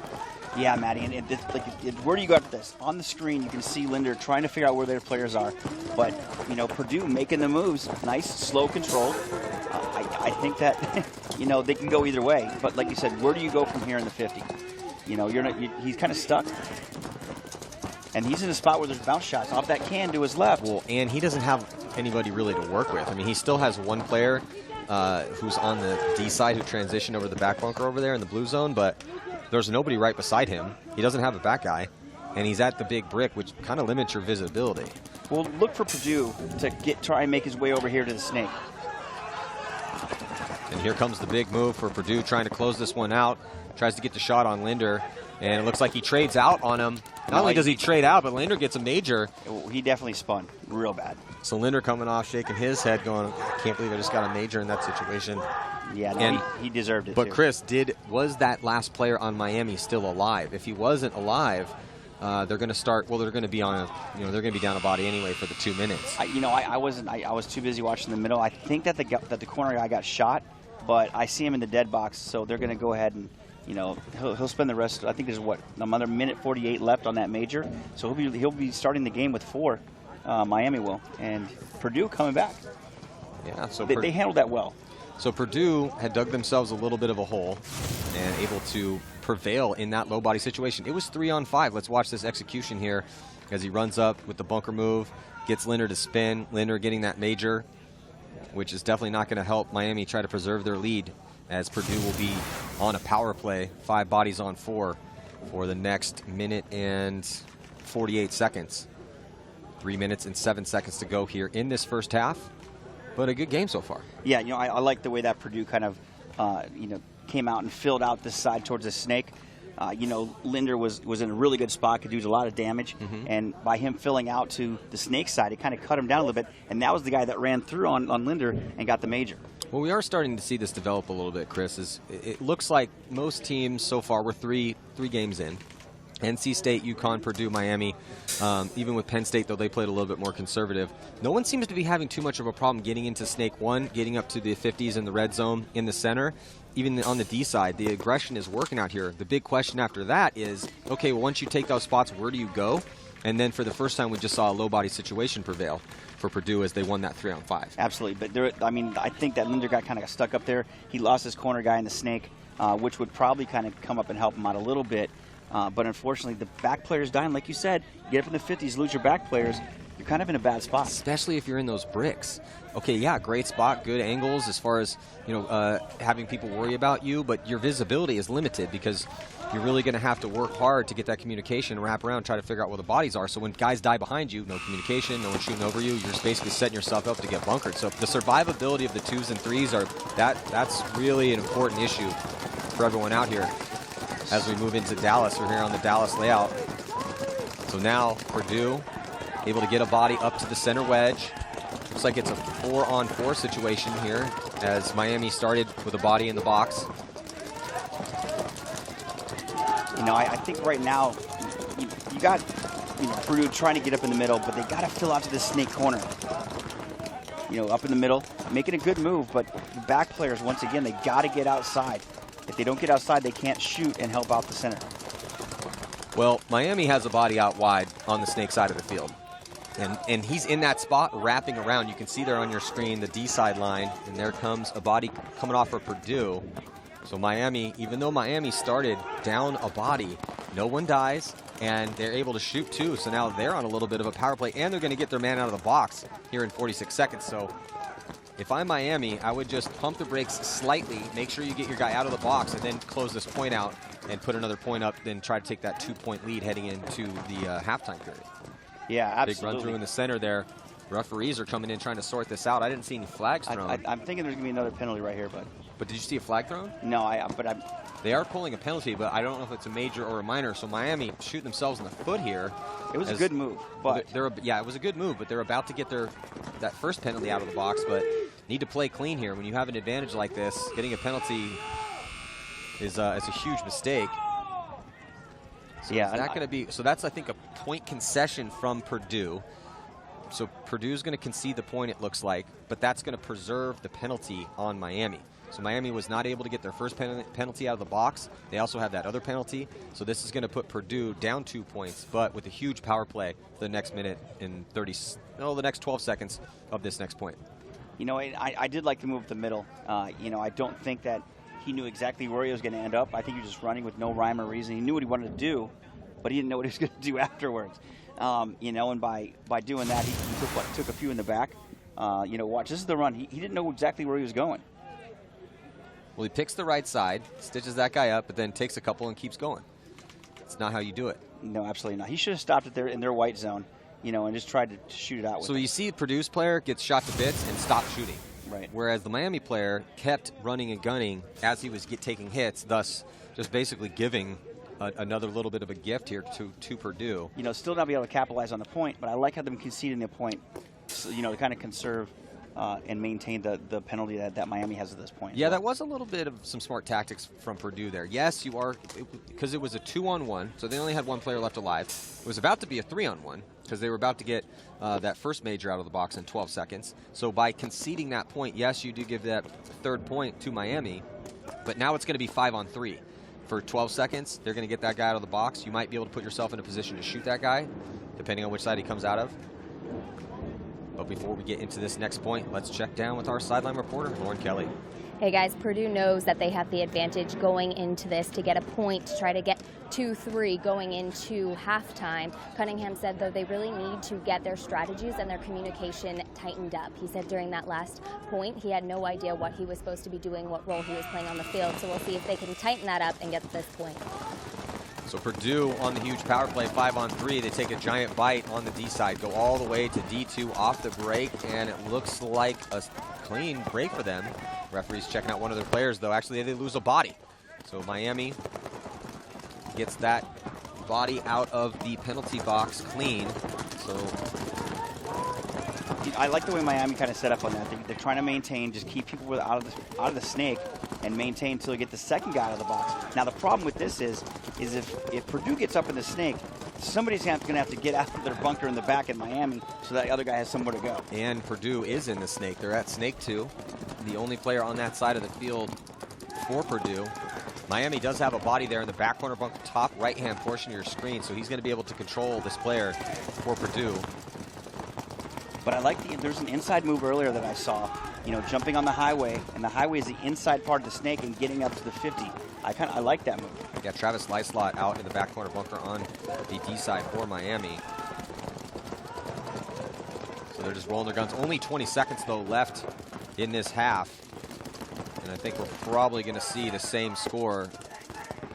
But Purdue loses a body here as Brandon Meyer getting shot. So that's a couple points. We've seen Brandon Meyer get shot a little sloppy in there. He's going to have to tighten it up. Then Miami just trying to streak down the field, running to their deaths.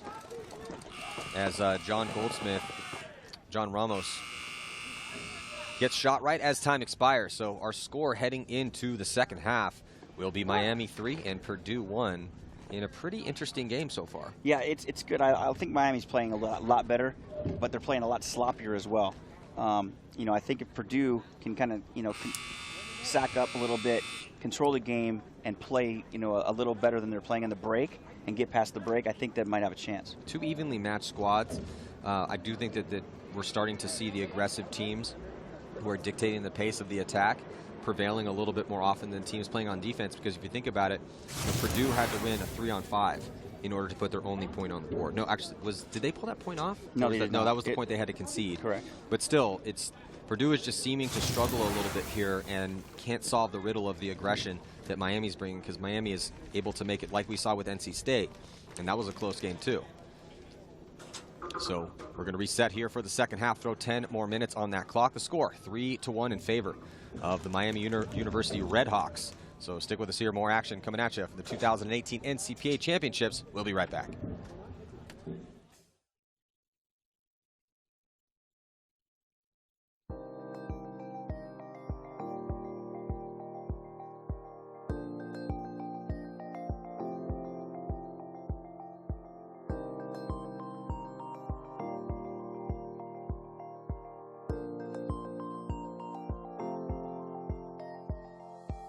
I'm Tyler Smith, one of the owner-operators of Official Paintball Games of Texas. We're located approximately 30 minutes east of Dallas, easily accessible either off of I-30 or Interstate 80. We own and operate off of about 60 acres. We have 10 active playing fields at this time. One of them is brand new, we just built it. It's a 2-stage castle. One of our most attractive fields is going to be our Black Hawk Down field. It's one of the ones that we're most known for, which has 2 towers and cars and a Huey helicopter. We also have Airport, which is got 2 towers, an ambulance, and 2 full-size airplanes on it. We do host a scenario game once a year where we have anywhere between 300 and 400 players come up. Our fields offer a lifelike experience that is great for any age range or experience level. We try to give the best to our players when they come out to visit us at Official Paintball, starting off with our 4-star custom blend paintballs that we bring in weekly, to our indoor plumbing for restroom use. We are a family-owned and operated business. We strive to be a business that is honest and trustworthy. We are a Christian-owned and operated business as well. We try to reach out to be a part of the community. We offer law enforcement and military discounts. We offer discounts for kids to come out and play for free if they bring in their report cards and they have A's and B's. And we also reach out to help local churches and any other non-profit organization. At this time, we'd like to thank all of our regular players, our friends, our family, and all the support that we've gathered over the past 22 years of business. And also, we look forward to all the new players that we're going to meet, and we look forward to offering you a safe, fun experience here at Official Paintball.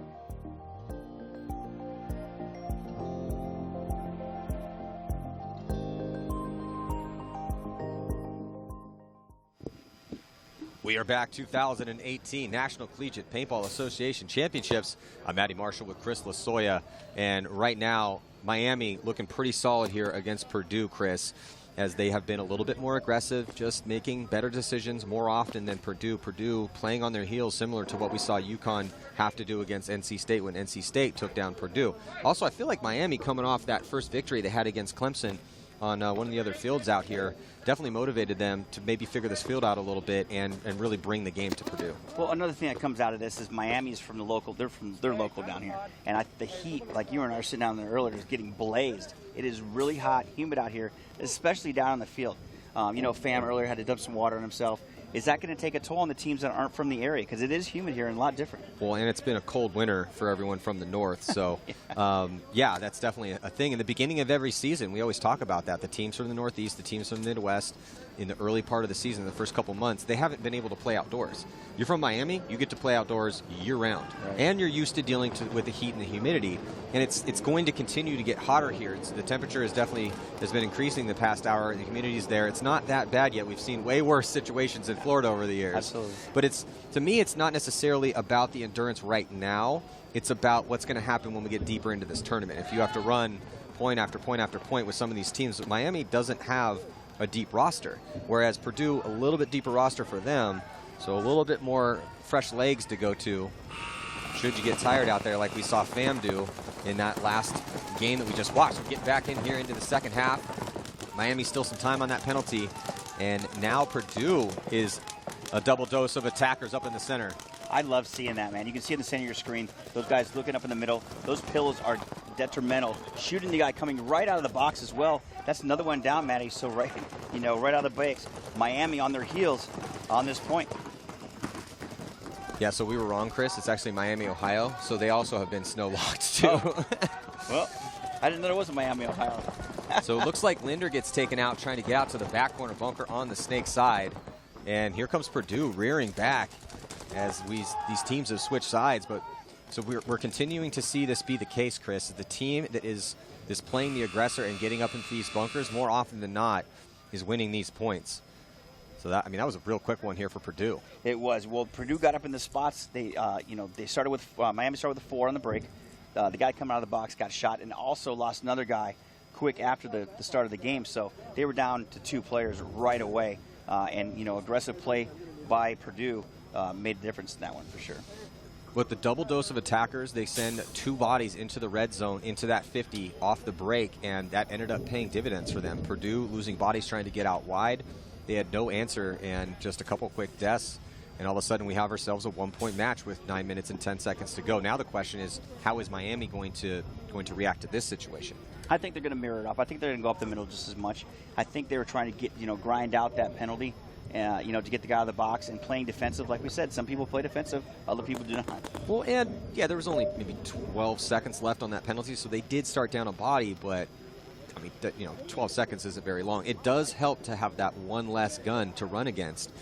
So maybe that's why they had a little bit more aggression out of Purdue to send those 2 bodies up in the center, but just making real quick work of Miami in that last point. So now I do agree. I think Miami back at full strength really should start attacking again, because that's been what's working for them. Yeah, absolutely. And I look for them to go the snake in the break, possibly right up the middle again.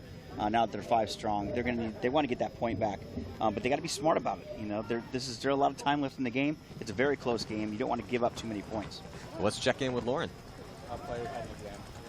Hey guys, so the heat is taking a toll on some of the players over here on Miami. They are running with a skeleton crew. There's only 6 of them here. One of their players had an exam and couldn't make it out to championships, so they're feeling tired, but we'll see if they can pick it up and continue to get these points on the board and take the win. Man, these college kids need to get a little more cardio in. We're here at the very first game. For Miami, the second game, but still. Come on, boys. All right, so here we go. Miami sending Linder to the snake, 1 off the break, but they lose 2 bodies. So Miami's struggling here at the start of the second half. On the flip side, Purdue able to keep all their bodies alive and also get some forward progression into the red zone to the 50 brick. But Linder all alone on the snake side. He's, hopefully he can make the move and get on this side of the field, but he is all alone over here, Maddie. Well, yeah, Linder, bottom left-hand portion of your screen, you can see the shot from that center brick offset towards the snake side. So Purdue able to just really make Linder have a hard time. I mean, Linder's just hiding right now. There's not much he can do. There is no one out wide, though, so if he wanted to, he could crawl and get up into this next spot and maybe surprise the player for Purdue. Purdue now past the 50-yard line on the D side of the field. But that's also where the coaching comes in. You know, the coach over here for Purdue, you know, if Linder tries to come around, he might be able to stand up and have a shot down on him. Well, and with the coach being right there, able to joystick his players and give that communication, kind of be that sixth player, but the player without a gun standing on the sidelines. And the coach for Purdue is a very experienced player. It's Dan Norcross. Dan Norcross plays in the NXL. He's got a lot of experience out here, so it really helps to have that older, high paintball IQ mind on the sidelines, helping with exactly what you were just talking about. So as this play is developing, Linder's still in the snake, still just hiding here. But he could, if he wanted to, because there is nobody in the back corner bunker on the snake side for Purdue, so he could crawl up and reposition and maybe get the drop on his opponent, who just has a beat on him and is not letting him play paintball right now. You know, but he's playing very good. Now, you know, that one guy that was holding Linder up now just got shot coming out wide. So now look at the run through on the far side of the field, Maddie. Here, looks, this is what I was just talking about. So he repositions. And looks like Linder not able to get small enough as Purdue had completely blown open that D side of the field. Poor Linder, nothing he could do in that situation. He comes off shaking his head. I'm like, how did that happen? As Purdue is going to tie this game up here. Good. That was a great game by Purdue. I like the way they played that. Slow, controlled, and then, like you said, Manny, blew the other side of the field open.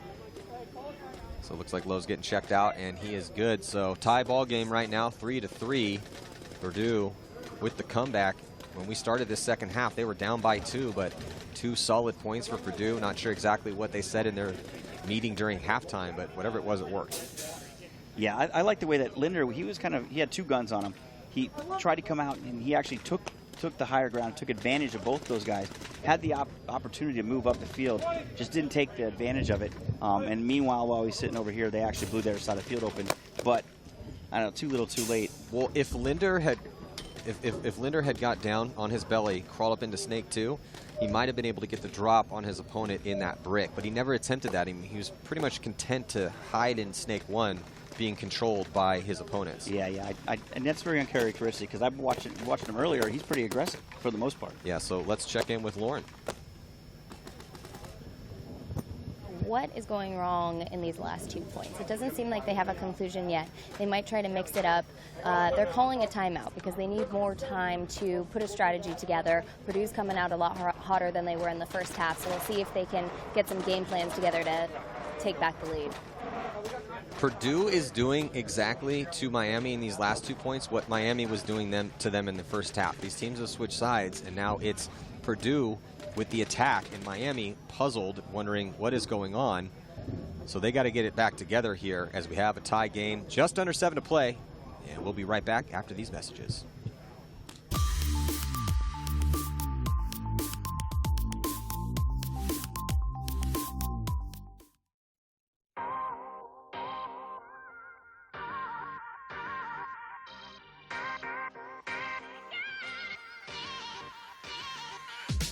This is Boss Paintball Products in Geneva, New York. Our local team here is Boss Ballers. We've been running the team for about 10 years now. Ross Jones of Boss Paintball Products is not only a highly respected member of the paintball community, but he's one of the nicest guys you'll ever meet. Ross is always setting the tone, doing awesome new great things, bringing in high-profile professional players to do some clinics, so that's what we're here to do. We just finished the Brad McCurley Clinic. Over the past 3 years, we've had Bobby Villas and Justin Rabikoff, and we wish more people would take advantage of coming out and learning from some of the best in the world. That spot like we were just doing on the other side, I'm aiming basically at the middle of that can. For my clinics, everything we do is sequential, starting with individual skills to high and low body situations to full game scenarios and game plans. There's a little bit of something for everybody. That way everyone benefits. We also host the CNYPL Paintball Series. We also have open play and group rates for regular paintball. And then we also have the 50 caliber low impact Opus guns out here for the younger kids. And then for even younger than that, we run Splat Masters. And you can come out and play and show you a good time.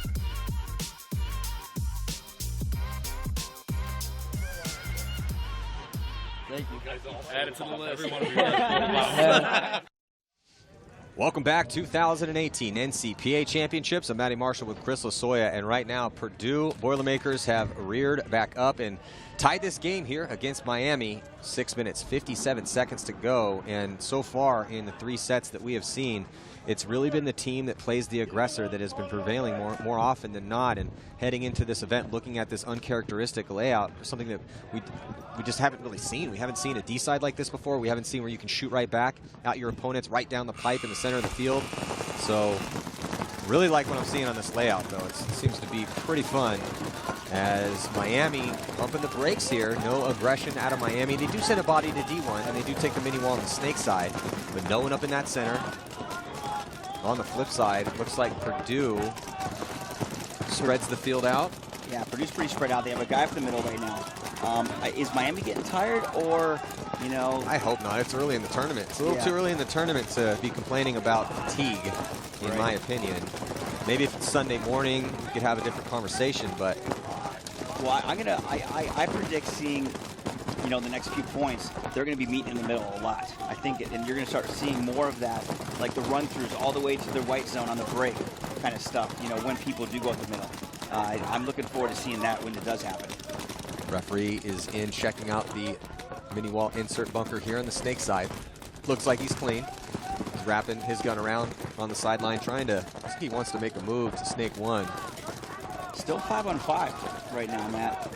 It looks like Purdue is locking it down the snake side. When you can see on your screen that with Purdue having a body at the wedge in the center, that's the farthest gap in the field for both teams. Miami able to make it through his lane, though, and get some penetration here on the snake side. Now Miami doubling up their attackers in D1 and D2. But from that, when those lanes were dropped from the center as those players were advancing on the D side, Purdue advances up on the snake side. Yeah, so, nice secondaries, Chris. Absolutely. Across the board. Look for Miami to jump up in the snake with Purdue right now, because that's really the only move he can make. That gap is huge, though. He's got to time it right and look inside. He's worried about that back center tower who's just pumping paint through that lane. He's might need to get himself in there. Oh, he wins a gunfight down the tape and then goes right just as the player in the tower loads. So a little bit of skill, a little bit of luck, and all of a sudden, Miami is in snake 1. With nobody over here, Matt. He's all alone. Oh, now look, Purdue filling that snake corner on the top side of your screen. But did he get shot? Ref's in there checking There's him out. another player going down, Matt, and that's going to leave the door wide open for Miami to come down the snake over here. Well, Mike Severson able to get the body out behind their player in the snake as he got out wide on the snake side. That's a nice fill from Severson. And he's going to wrap around. That's really going to help out his front player. Double zero, Travis Lyslot. And good communication from Mike as well. So Severson talking to Travis, helping him out as Miami does lose a body on that D side. They have a body still in D2, and then it looks like Lyslot able to get that crossfield shot. So some good communication here from Miami. Some good gunfight wins from Travis in the snake. This is 2 confirmed kills for him. Travis finds himself at the 50-yard line as a move is made from Purdue. Purdue on the attack on the D side, bunkers out his opponent. But Miami, and it looks like the point is going to get conceded. So Miami going to take a slight lead here. Well played right there by Miami. You know, they took their time. They got out to the snake. He didn't make any aggressive moves. He didn't run in any guns. But, you know, Purdue getting up in the middle very quickly, but losing bodies just as quick. So, well, over here on the snake side with Travis Lyslot and Mike Severson, really coordinated moves. Good communication. Travis able to get 2 confirmed kills. Got to kill crossfield. Also wins the gunfight down on the sideline. Or no, actually, did he get caught on a head check on the inside? He did get caught on a head check on the inside. So still, though, I still like what I saw out of Travis. Can't give him that kill, though, as we saw in the replay. That kill came from those angles inside. But still, just good teamwork from Miami. Purdue was the first team to send a body into the white zone. They made it all the way to the wedge in the center of the field off the break. So they were presenting some aggression. But Miami repositioned. I liked the secondaries across the board. Saw some good secondary moves from both teams on the D side of the field. Good fills. It just came down to Miami winning a couple gunfights, and that's why the score sits as it does. But still a very close match. This is a tough one to tell with a little under 4 minutes to go who's going to prevail in this game. So let's check in again with Lauren Kelly. Hey guys, I mentioned the heat was taking a toll on some of the Miami players earlier. Travis Lysott is actually one of those players. He sat a couple of points already, and he came out off the field after that last point. He kneeled over, said he was feeling really hot. It seems he's going to go back in for this next point to try to continue taking this lead and play the snake side for Miami, but the heat is definitely taking a toll on them. Well, with their small roster, and the fact that it's 36 degrees at home in Ohio, so not used to this heat and humidity. But it's not that. It's only going to get worse for these guys. Absolutely. I mean, as far as Florida is concerned, it looks like a timeout is being called. You can see there the current temps. So just starting to crack 80 degrees here with a decent amount of humidity. It's only going to get worse. You can see there, Miami, Ohio, 36 degrees. A cool and disgusting 36 degrees hovering around freezing, whereas here we are, and again, only going to get hotter out here. So if you're struggling now at 78 with some humidity, this afternoon when it's 83, 84, it's only going to be worse. So this is when you like to get the morning games. Oh, absolutely. Always love to have the morning games in Florida. It's afternoon sessions, not so much. No, and you got to make sure you hydrate because, the refs are out there, not just, to ref the game. They're out there for safety. They pay attention. And, if we see something wrong with the player, they're very on top of things and saying, hey, you need some water. Unfortunately, like you said, the Miami roster is very, very skeleton crew. Like 6 guys. Yeah, that wouldn't be good for Chris. Chris plays 1 point and goes and sits down for 5. Wait, Chris now yeah, or Chris now. Back in the day? No, Chris now. Okay. Yeah, Chris back in the day, he wouldn't care. But Chris now, I got 1 point in me. That's all you got, guys. But Miami, I like the way they're playing. I think they're going to continue doing what they're doing. I think they're going to meet in the middle with these guys because Purdue has got to come hard, but they got to come smart as well. Well, let's check in with Lauren. Looks like she is now down in the pits with Purdue. Thanks, Maddie. I am. Purdue is calm and collected in the pits, even though they're down 1 point with only 3 minutes and 55 seconds on the clock. They said they felt like they had that last point until their snake player was shot out. So they're going to be trying to protect their snake players a little bit more, play some longer points, play patient, play smart, and try to take this win. Still possible. Miami with just a 1 point lead. We've seen some really close points between these evenly matched squads. So Purdue just needs to live through the break. I really present some aggression. It really does seem to be that even though they were the ones sending a body up the center, but too many deaths behind that player, and that was the big difference. That's what you've been saying the whole game's played, man, is that you get up to 50s, but you lose your back player. It doesn't do you much good. On the breakout, Purdue again running forward in that center, but getting taken out this time. So they actually sent 2 up there, Maddie. 1 made it. You can see him in the brick right there on your right-hand side of your screen. Dorito's side is also filling, but look for him to go to the snake. There's the move for Purdue. Now into, snake 1 right into snake 2. A little bit more conservative game plan here from Miami, trying to hold on to this lead. Allowing Purdue into snake 2. Also that body up in the center as well. There's that gap we're talking about, Maddie, for the snake guys trying to get across. If he gets to that 50 snake, he could make some damage, hurt on Miami. Well, and another thing, too, is that if you have a 1 point lead, that's one way to slow your opponents down. If you can get in a snake 1 and he has to really worry about that, the guy in the center, he's going to pause a little bit more, and that could help you burn some of this clock off. It's still 3 minutes, though, so that is some time to play with. And Miami losing a body. That was John Ramos taking it from the snake side, Matt. Yeah, so nice job by Purdue to get to this 50-yard line here in the red zone on the snake side of the field, get that cross-field kill, put themselves in a good position to try to close this one out. What do you think you do right now, Matty? 2:38 left, you're Purdue. Well, if you're Purdue, you need that point. So just let it develop a little bit. You don't need that point right this second. The guys that are stacked up on the 50 in the red zone, no need to just put a guy in and go yet. Let the play develop. See if you can pinch somebody out. And most importantly, do not lose your gunfights. And that not just goes for the guys in the 50s, but it goes specifically for the players behind them, too. That's what we've seen here through 3 sets has been an issue for a lot of these teams. And I think, Purdue is down to, 3 players? And it's 4-on-3. And Miami's in some pretty good spots right now to cross up and hold them back. And that does appear to be what they're trying to do, because we are really not looking at we're just looking at the edges of goggles and the tips of barrels here for Miami as they're tightening it up and just rolling those guns. Under 2 minutes to go now.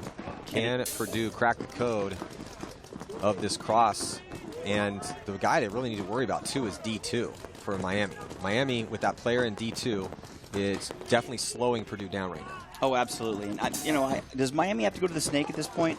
Or can they just sit there and chill and just cross Well, up? with that body in D2, you don't necessarily have to get the player into the snake over here. He could chill at that mini wall and shoot inside and look for those runs. But they have to think they're doing it right. So the player at the mini wall here for Miami, he's shooting inside. And I don't know who got that kill. It might have been him because he was the only guy looking that way, I think. The player at the back tower is watching in front of the player on the snake side of the field. He's trying to keep the player in this 50 the 50 on the snake side, keep him in here not playing paintball, shoot a lot of paintballs at him, put that pressure where we say, hey, you need to exert pressure on your opponents. And that's what they're doing right now. They've burned a lot of this clock off. Now we're almost under a minute. Well, by Purdue losing that player in the center, that really, really hurts. Now they're most reliant on the guy in the 50 snake.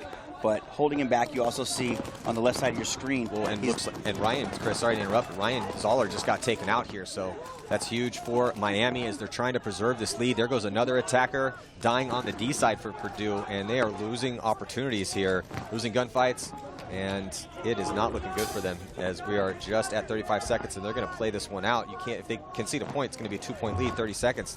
That means the game's over. I think Miami might have just sewed up this win with those 2 quick kills. Yeah, absolutely. I think they can just sit there. They're not going to. With one player, he's not going to win the game. So, and there he gets shot in the back, cross field from the snake, and that's going to be curtains for these guys, Matt. Yeah, that was definitely the coffin nail here in this match. So solid work. They need to run in and make sure they get this extra point, though. So Linder is going to grab that flag and go and hit it with just 2 seconds. Beautiful point from Miami. It was a good point, but you can see the exhaustion, on Travis. He kind of just collapsed at the end of that, right at the bottom of the snake, and just laid there. The guys, the skeleton crew, they came out, they played hard, they played good. Now go back and relax for a little bit. Yeah, hydrate, eat a banana, Pedialyte, relax in the shade, but Purdue wanted that point. Purdue put themselves in positions to try to win it, but once, and this is starting to be a story that is developing on this particular layout, doesn't appear to be that difficult to get to those 50 bunkers, but once you get there, what do you do from those positions? And the way that, that Miami was crossing it up, just burning time off that clock, rolling their guns, exerting that pressure on their opponents, and the players for Purdue were forced to make low percentage runs into lanes and got taken out. So just a really solid hold point for Miami. So before we head to a break and the next game, let's check in with Lauren. Hey guys, I'm here with John Ramos. Congratulations, you guys won your first 2 matches of the weekend. Pretty huge for you guys coming out here. You are the underdogs against some of these teams. So break down this field layout for me. You're on the Dorito side. I can't see all the action happening over there, but talk to me about this layout. What kind of moves are you looking to make off the break on the Dorito side? So it's a pretty conservative layout. This it's not quick. Whoever designed it did a great job. It's more like chess than it is paintball, honestly. It's more about angles here. We're going, missing the shaking hand, sorry guys. So we're going, I can't tell you what we're doing off the break, but I can tell you the D1's really important, and after that, the D2 is also really important. The snake side, however, isn't so important here on this one. The D side is kind of the king, and the joker within this field are these 2 fanged bunkers here, the new bunkers that they brought out, I think for Texas here. Is that the new bunker one? Maybe we played it once or twice, but it's new for this year. And these guys are the real killers here.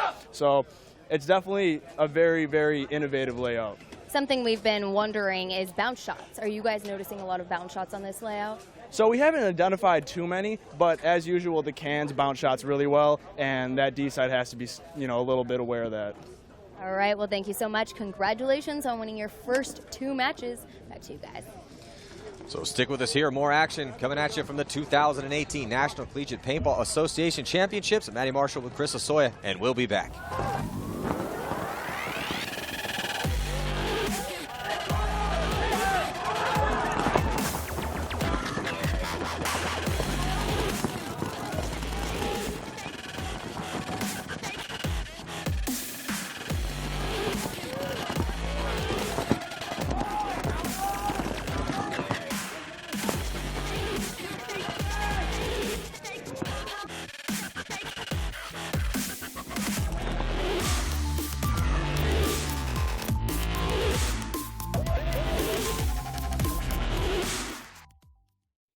I'm JD Lukow.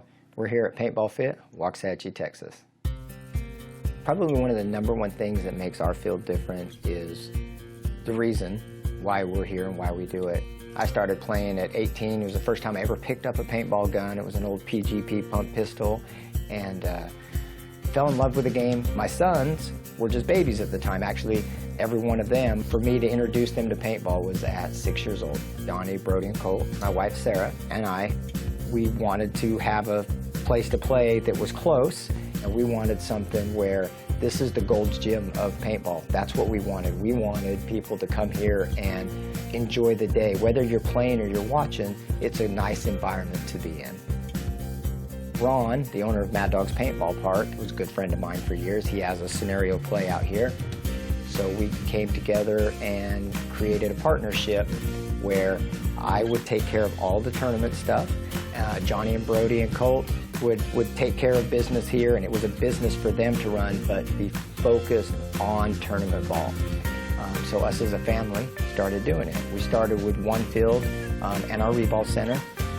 Now, a year and a half later into it, we've made our facility up top. We've added 3 more turf fields.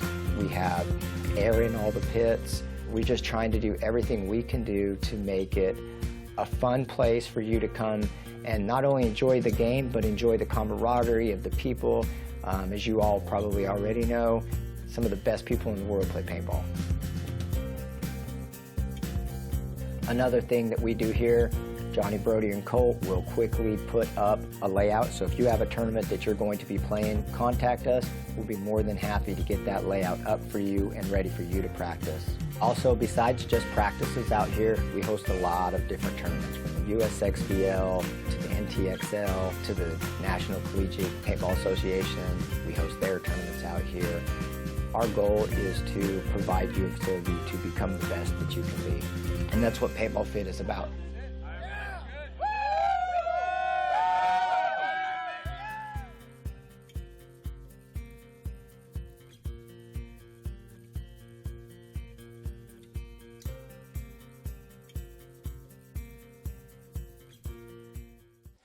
We are back. 2018 National Collegiate Paintball Association Championships. I'm Matty Marshall with Chris Lasoya. Right now, it's going to be Liberty taking on Drexel, the Flames, and the Dragons.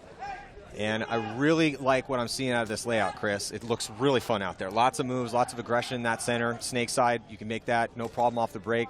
And that important D side, lots of the battles going down on that side of the field. Yeah, and I think the teams are going to start adapting. You know, if they had to change their game plans, they're going to start doing what they see other teams doing that's working as well.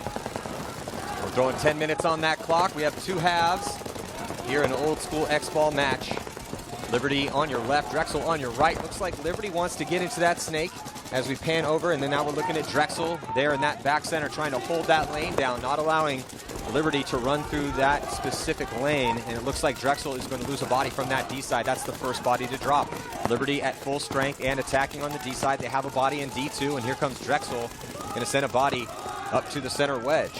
And that's one thing I like seeing. Number 22 from Drexel right there. That's Josh Gable. He didn't run up and hit the bunker, so if he sneaks up there and they don't see that bunker move, they might not even know he's even there, Matt. And there's the player on the snake for Liberty. Wants to get in, but he just can't get through that lane. The back center for Drexel is holding that lane down nicely, refusing to let him easily walk into the snake. And I think he might have clipped him too, and he did. So Liberty loses their snake attack, but they still have a body on this side. You can see the move we just talked about up in that center of the field for Drexel. And now we're looking at it on that D side. They're already in D2. Drexel, take it nice and slow. They moved up on the D side as well, like you said. Holding it down on Liberty, though. Liberty's trying to make up at that side of the field as well. You can see that side shot, Matt. They're right next to each other. Yeah, so Drexel with better field position.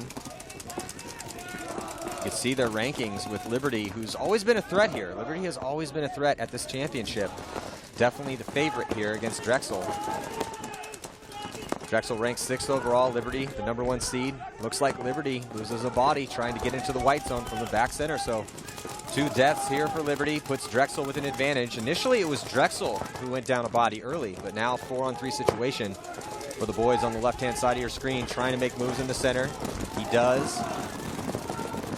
Back corner bunker there on your screen on the snake side, and here's Liberty playing defense.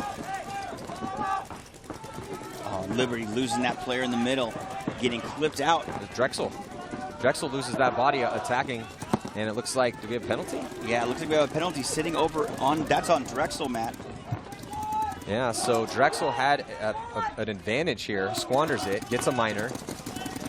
That's not how you close points out. So Liberty back with one body advantage. It's 3-on-2. You can see Liberty's player there in Snake 1 on your screen, shooting cross field, trying to get a shot on D2 for Drexel there on your screen. And here's another angle on it. And you can see on how this layout is. Those 4 Doritos out wide on the sideline, they're by themselves out here, out on an island. There is no back bunker you can get to put any paint back on that specific angle. So if you can get out wide, we're starting to see the D-side players really be effective over there. Here comes the run through from Liberty. And looks like he gets him clean. The ref's going to check him out, though. Drexel still has a body, back corner bunker here on the Snake side, and that Liberty player is clean. He's just going to, should be able to blast this guy, and he does. And looking forgets about the box, Matty. We talked about this earlier. Yeah, their pits start screaming bloody murder, and they do forget about the box. And that player comes out, smokes one of the Liberty players. But there's still 3 bodies alive out there. So that's when you just kick the door and come out spraying. He tried. They got one, and you could hear their pits start to explode, screaming, "Look at the box! Oh Lord! Don't forget about the penalty!" And sure enough, one of them does. But they still were able to get that shot in on the Drexel player coming out of the box. So Drexel will be back at full strength, but Liberty getting that first point. And let's check in with our sideline reporter, Lauren Kelly. Hey guys, I am in the Drexel pit. Now they have a lot of new players here this year, a lot of freshmen. Coach Mike Zapantis was telling me you're going to see the same 5 running for them pretty much every single point. They're here with the skeleton crew. On the other side, Liberty brought 20 people on their roster. 10 of them are new, 10 of them are from last year. Most of the veteran players are going to be playing each point, and Liberty is hungry for a win because they already played a match this morning against FAU and they lost 4-6. So we'll see who takes this one. Yeah, Liberty always rolls very deep to these tournaments. Never seen Liberty come in with the skeleton crew. Always have tons of guys on the roster, so a lot of fresh legs to work with. But taking that loss as the #1 seed to FAU, going to need to pick it up here in this match against Drexel. And they do have a 1-point lead. Let's check out this replay here, and this is the closing moments. And there's a beautiful move on the D side of the field. Stitches up the 1. Stays alive. He's going to get checked out by the ref. The ref's going to chase him in. There still was 1 player left alive on Drexel's side of the field in the back corner bunker on the Snake side. That guy made quick work of him. That was a great move. Very patient play by Liberty. They didn't rush it. They almost had a little scare with the box. But like you said, those 20 players were screaming at the top of their lungs to check the box. Now, I've always liked Liberty. I thought isn't Tosh? I think Tosh Point .0 played on that team. Yeah, they've had a couple really exciting front players come through that camp over the years, and always been a threat, but they've never won this before. So always that team that gets decently close, but somehow loses deeper into the tournament. Maybe this will be their year. Starting that first point off pretty good. Like the moves on the D side. So let's see if Drexel can make the Snake off the break, and he dives in. Looks like he makes it clean. On the flip side, Liberty losing a body. It is 4-on-5 in favor of Drexel, and they have a body. Immediately gets into Snake 1, goes right to Snake 2. Yeah, that was a great move, Matty. And like you said, it's very hard to shoot that guy. You see him on the right side of your screen, and making the move also on the Dorito side and the Snake side, Liberty. So Liberty attacking into Snake 1, also gets a body into D2. D2 is trying to get the crossfield shot on the Snake. Doesn't have that angle from that position. Is blocked out. They also have a player in D1, so I like the secondary moves here from Liberty. Absolutely. In the Snake, it's a heads-up play between both Snake players right now. There's no back player for either of them in the corner. Well, and Chris, those secondaries were even more potent because they're down a body here. So even though it is 5-on-4 currently, Drexel with that extra gun out there, Liberty makes 3 quick secondary moves and puts themselves in really solid field position here. Well, you see the Snake guy. He really doesn't have to do much. I can see him getting up mirrored, but there's a lot of guns on the Snake side over here, Matt. But the Dorito side over there, you can see going to work on the left side of your screen. Getting up in his own white zone. Look for Liberty to make the next move after Drexel losing another player, Matt. Drexel's body starting to get whittled down as Liberty is past the 50-yard line on the D side. They do lose their number 2, their second attacker on that side. But their first attacker. He's in a real good field position, and he's starting to chalk kills up. That's at least 2 confirmed for him. There goes a third. So Liberty here with the full court press as their Snake 1 player just stands up. Drexel forced to concede, and Liberty now going to go up 2-0. And early on here, 4 minutes and 42 seconds left in the first half. Liberty looking impressive. They look pretty clean on that right there. Well-timed moves. They lost 1 player in the break, but it's going to happen here and there. The way they adapted to it, though. So let's check in with Lauren. She's down in the pits with Liberty.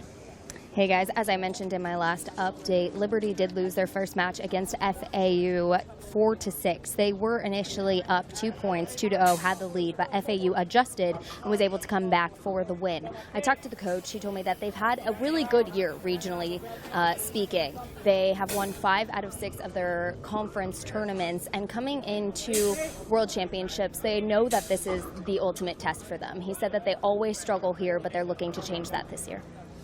Yeah, that's the one thing with Liberty. Every year when I ask around, when we get here, start asking, hey, who looks good this year? Which team? Give me some player names, some team names. Liberty's always in the equation, but just can't seem to pull the trigger here in Florida.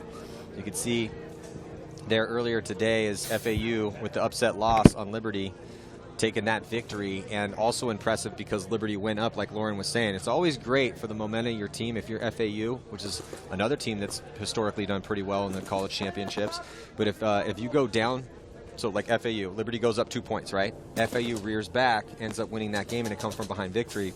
It's great. It sets that mentality that you need for the rest of the tournament. Well, and on this field, we see a lot of back and forth, left side of the field, right side of the field. Some players play better right-handed. Do I think it makes a difference? Yeah, I do, actually. I've seen a lot of teams go from one side of the field to the other and play much, much better from the other side of the field. Now, is it a bunker thing? Is it a gun thing? Is it a right-hand, left-hand thing? I don't know. All I know is that teams are starting to kind of get it a little better, and they're coming out hard. And there's Liberty on your screen, diving all the way into Snake in the break, going to Snake 2, right out of the box, Maddie. Yeah, Liberty hyper-aggressive breakout, Chris. Snake 2 off the break. They have a body right behind him at the mini wall. Drexel forced to play defensive now as they're having to deal with this threat here on the Snake side of the field. We're looking at Liberty on the D side. And here's the attack on the Snake side. Snake 2 trying to get those crossfield shots. Also Liberty getting a body into D1. Drexel losing a body on that D side. And that was that shot across the field, Maddie, that you said from the Snake. And another one, Maddie, getting up all the way in the middle. Yeah, Drexel just trying some sort of... I don't like that move.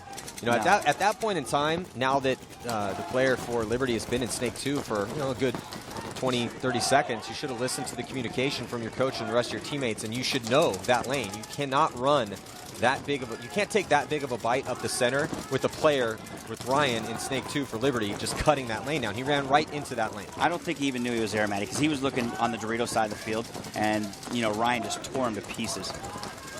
I'm never going to get too mad at guys, especially younger players, when they have aggressive tendencies, because you can always dial back the aggression. It's almost impossible to get a timid player to play aggressive. Vice versa, much easier to deal with. But that was just a bad mental decision there for Drexel to try to get to that wedge in the center with the overwhelming superiority of the angles here from Liberty with Ryan in now the 50-yard line Snake. Well, on Liberty taking some nice crisp moves, going up the middle on your screen there. He's up the 50 brick. So it looks like Drexel is going to concede this point. It was all Liberty, a perfect point for them. 5 players alive, 3 minutes and 2 seconds left here in this first half, and it's just been all Liberty. Drexel has no answer for Liberty so far. 3-0 is the score. Well, like you said, man, I was kind of disappointed in that move up the middle of the field. Especially when, like you said, he's been there for 20 or 30 seconds. It was kind of brainless and you just threw your body away. I feel a lack of communication here. When you have a situation where everyone got a pretty good break, Liberty got a great break because they took ground. With Ryan, they take Snake 2 essentially immediately, and then that call needs to get carried across the field. Apparently, he didn't listen, or it wasn't said, so he makes a reckless move up the center, gets torched, puts his team in a bad spot. So we're going to reset here. 3 minutes and 2 seconds left. It's been all Liberty. We'll be right back.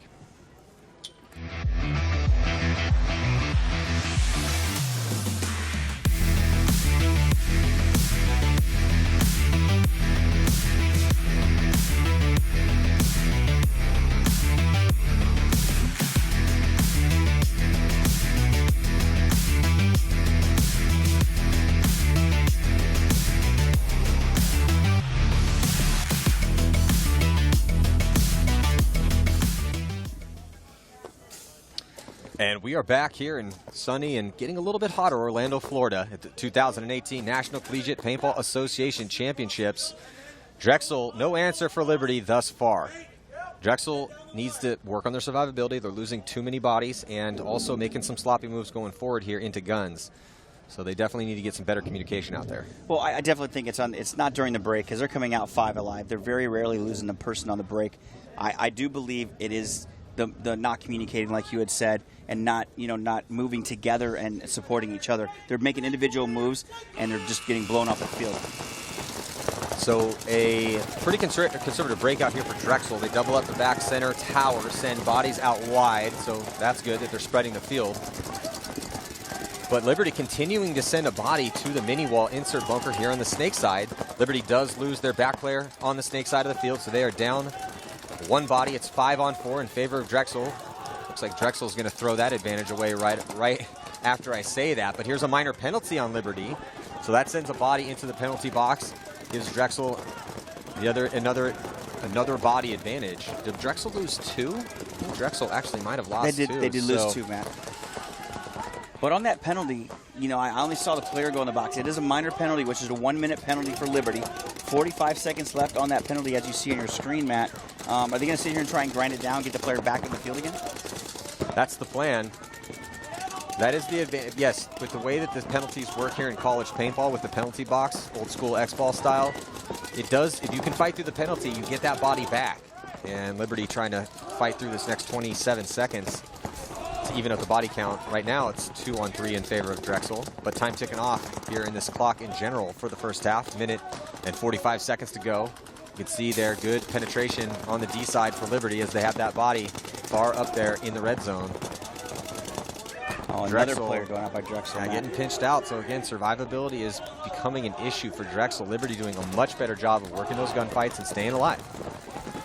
Oh, and as you said, that number 54 from Liberty taking the walk.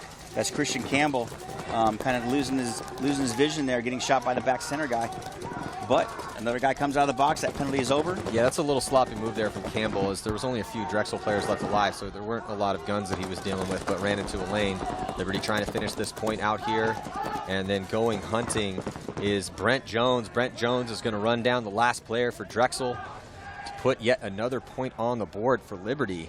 I thought Drexel might have had that one right there, Matt. They were, they seemed okay. Like again, they seemed okay in the beginning. They made some good crisp moves, but unfortunately, they're losing gunfights. They're losing gunfights. Don't see much aggression out of Drexel. The only aggression we have seen is them running to their deaths in a bad spot where you're not supposed to make a move up and through that lane. So, Liberty, I think they had a fire lit underneath them in their loss this morning to FAU. So they know they need to win this one. And let's check in again with Lauren Kelly. Thanks, Maddie. Liberty is definitely feeling the momentum, but I'm over here on Drexel's side. The coach is trying to drain this last minute that was on the clock to go into the half so he can have some time to talk to his team. They are a team of fairly new players. Most of them are freshmen, as I said before, and so they had some first match jitters going out onto the field for these first 3 points. The coach is telling them that the secondaries need to be more patient, and they really just need to get their on-field chemistry going. So we'll see if they can talk it over during the break and get the momentum going in the second half.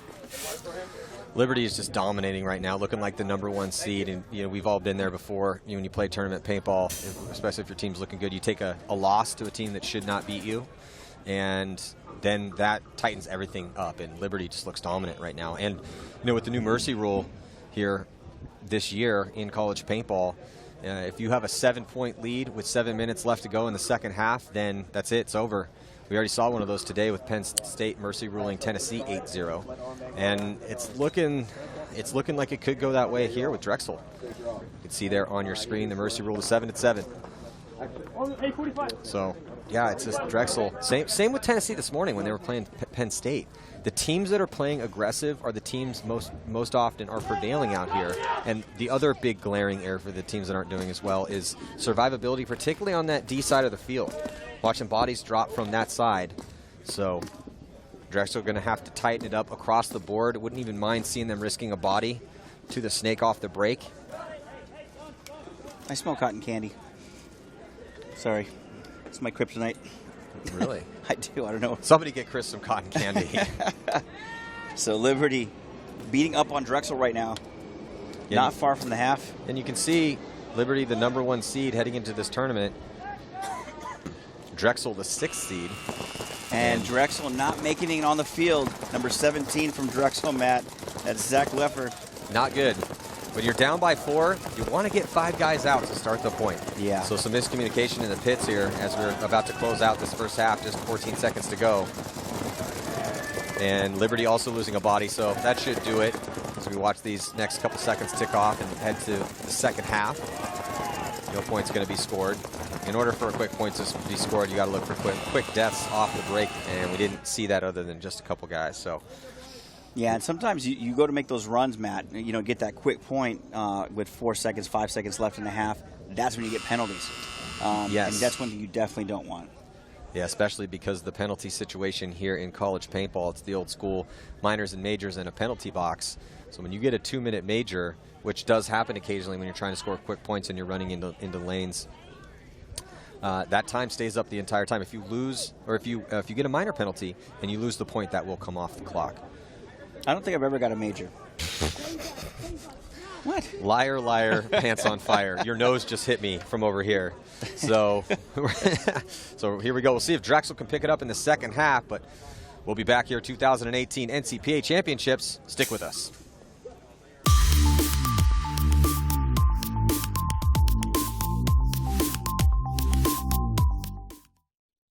I'm Joel with Predator Paintball Park in San Antonio, Texas.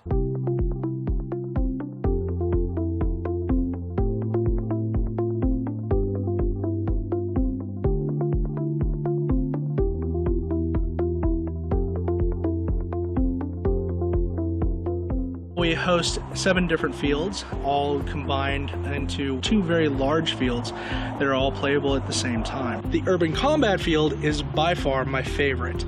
The Urban Combat field took 2 years to design and build.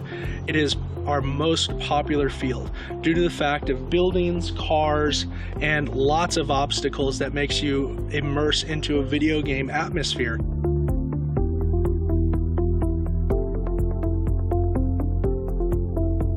Here at Predator Paintball Park, we offer 3 different styles of play. We offer the Splatmaster Adventure, which uses the 50 cal shotgun that you play on your normal paintball fields, but with a smaller projectile. The nice thing about the Splatmaster is that you can get up close and personal. These markers are designed for 9 and up. The next is going to definitely be our 50 cal low impact traditional paintball. This is for 10 and up. This is for the young people that are making the transition from Splatmaster over to normal paintball. The paintball marker is the same size. The only difference is the paintball that it fires. It fires the low impact 50 cal paintball. So it does give you a little sting, but nothing like that of the normal 68 caliber. And then of course our final package is the 68 caliber full on paintball. All of these paintballs are super high quality that you can only get from GI with our 50 cal and all the way up to our pro grade 4-star GI.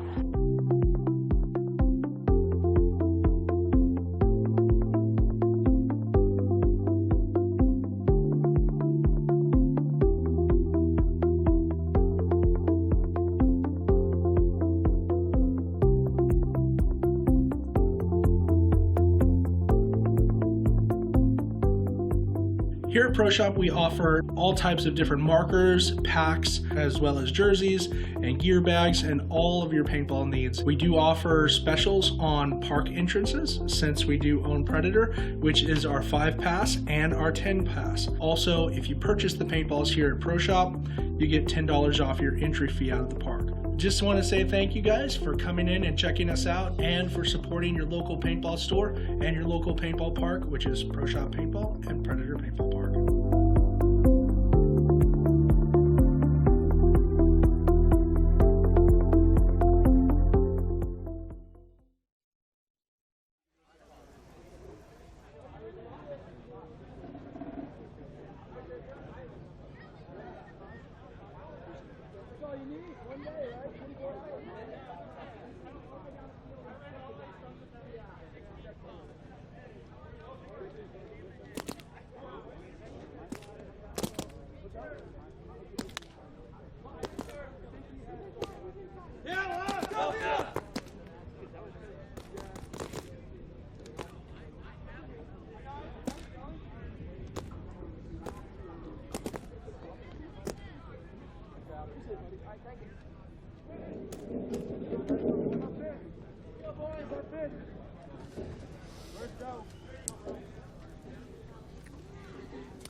2018 NCPA Championships. I'm Matty Marshall with Chris Lasoya. The #1 seed here at this tournament, Liberty University, dominating against Drexel in the first half. We still have 10 minutes to go, so we'll see if Drexel can answer the aggression and the tight play that Liberty has brought to bear here in the first half, Chris. Yeah, absolutely. But switching fields once again, you know, teams seem to play better on this side of the field for some reason. But they're still down by 4 points. They need to keep these points going, but let's see if they can answer up the middle. Yeah, Liberty going to be now left-handed down the stake. Drexel going to be right-handed down the stake, and then obviously that flips on the D side. So first to drop a body is Liberty. Nice off-the-break shooting here from Drexel to give themselves a little advantage. Did Drexel lose a body too? Yeah, they did. So Drexel also losing one as well. So this has been an issue for Drexel. Anytime they get an advantage real quick, and they just got another one as they shot that second body on the D side. So now it's 4-on-3. But we'll see. Can Drexel stay alive right here? Because they keep throwing bodies away in this situation. It's mostly been Liberty with the advantage. But every time Drexel seems to get an advantage, they immediately toss a body away by losing a gunfight or making a bad move. Yeah, I think they definitely need to get out to that far side, Matty. We're also talking about, I know there's 10 minutes left, but this is already must-win situation point right now for Drexel. And sure enough, they lose their back corner bunker on the snake side, so it's evened up at 3-on-3 again. Drexel kind of, Chris, stuck in the center bunkers right now. The 3 bodies left alive for Drexel, the 2 back bunkers, and then the Aztec in the white zone in the center of the field. So they haven't spread out wide. Liberty, as they have a body out wide on the D side and the snake side, it's going to give them a little bit of an advantage in this 3-on-3. Yeah, Drexel should have done what Liberty did. Spread the field. He knows he lost his body. Spread the field. You see them still stuck in the middle there. And now it's almost, when I'm not too late, he could potentially get out. But once your opponents are out wide and you're still stuck in the center of the field, it's very difficult at that point to get out wide. Absolutely. So instead, they attack the center. So now Drexel sends a body almost into the red zone at the big wedge in the center. You can see there on your screen. But Drexel losing another body out in a gunfight. This is why Liberty has been prevailing. And as this point is getting closed out by Liberty, so they're going to go up 5-0. The mercy rule potentially 7-7 could be an issue. Let's check in with Lauren.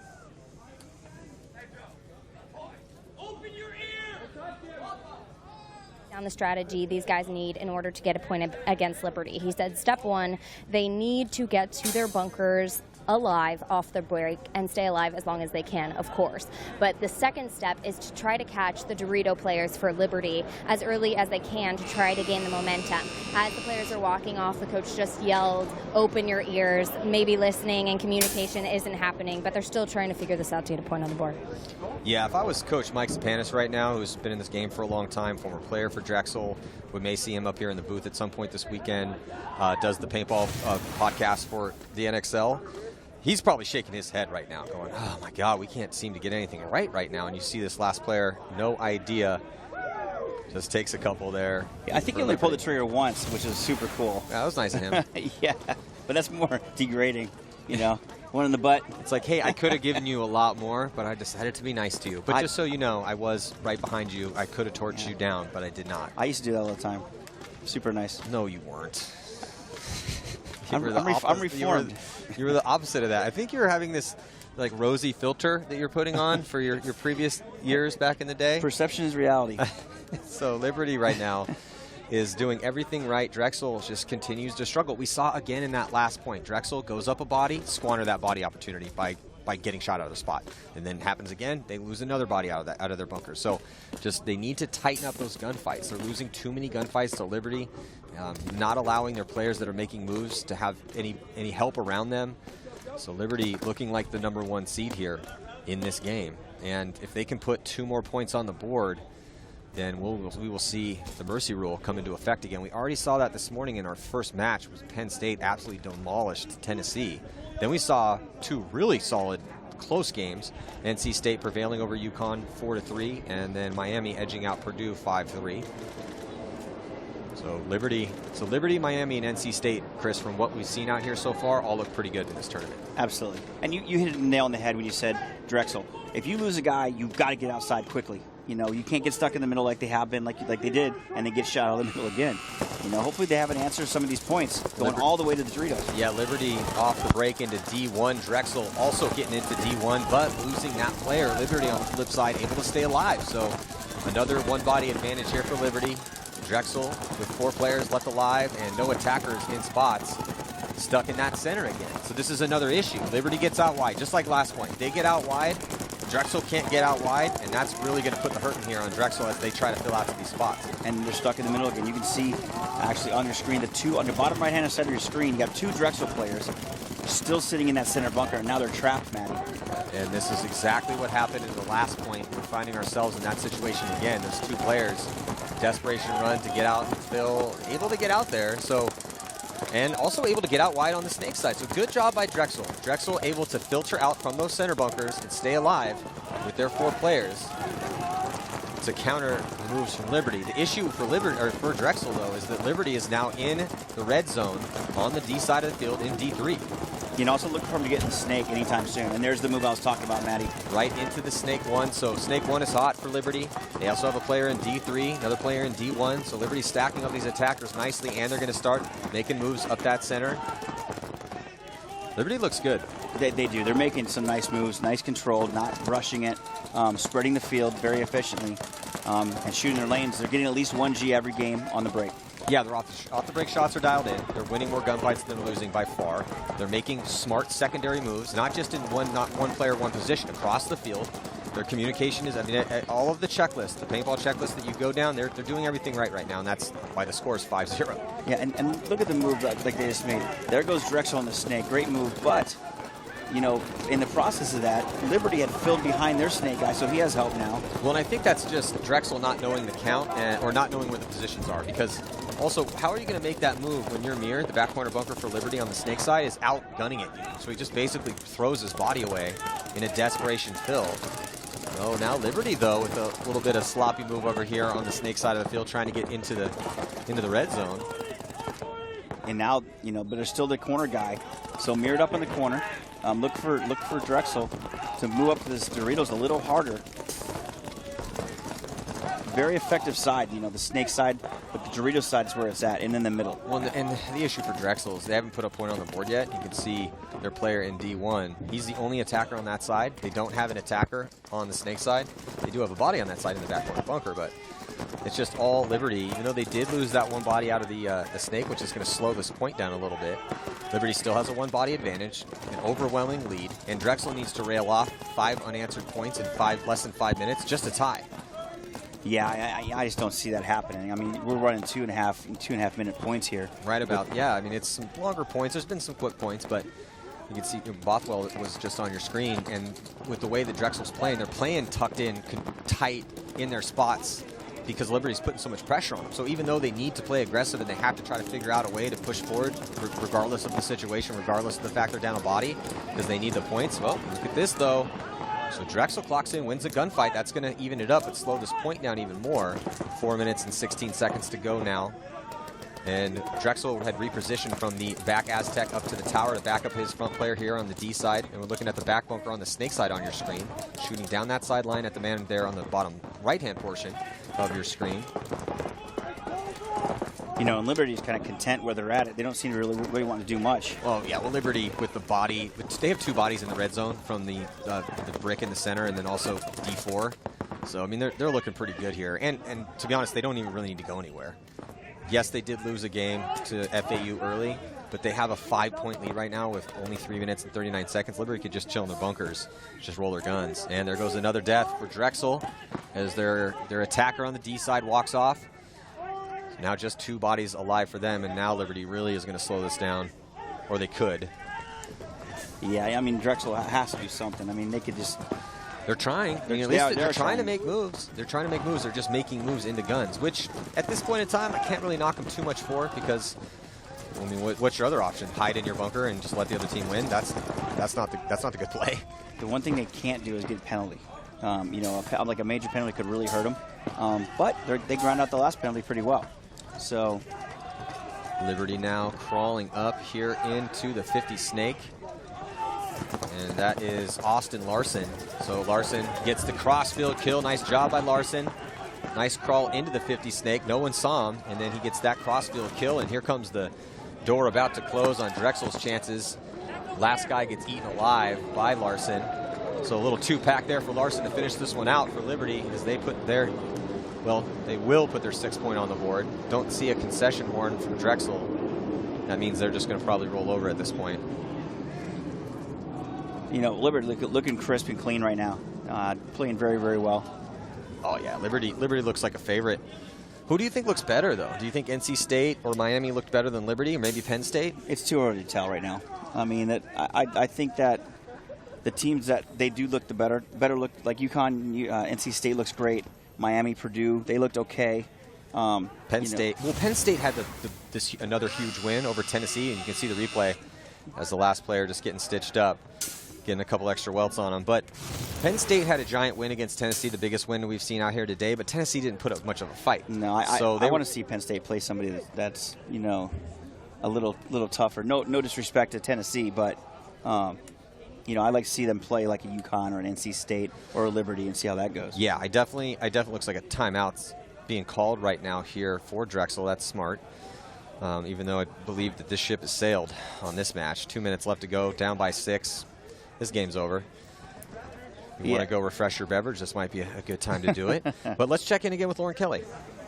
Hey guys, Drexel did call that timeout. They definitely need a break. The coach wants to send the same 5 out, but Bothwell is in here shaking his head, sitting on the ground, saying he needs to take a breather from playing on the field. Moving forward, they're not really looking to win. I think that it's a pretty sold game at this point to Liberty, but they're trying to figure out how they can get something going on the field, how they can play these points a little stronger, work together a little better so that their future matches don't go the same way. Stay tuned. We'll see if Liberty takes this win, which they probably will after the break.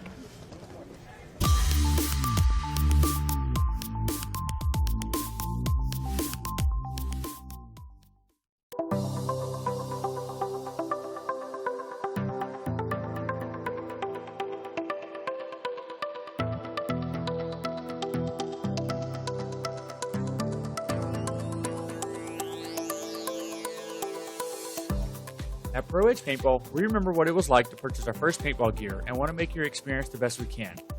Pro Edge Paintball is a full-service paintball pro shop. We carry the largest selection of paintball guns, masks, and clothing in the Houston area.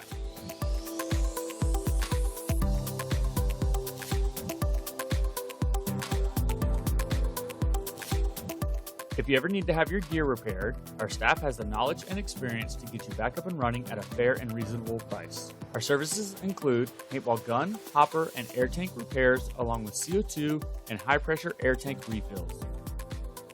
If you're looking for paintball pants, jerseys, or padding, we have a large selection to choose from. We also have fitting rooms for you to try it all on before you buy it.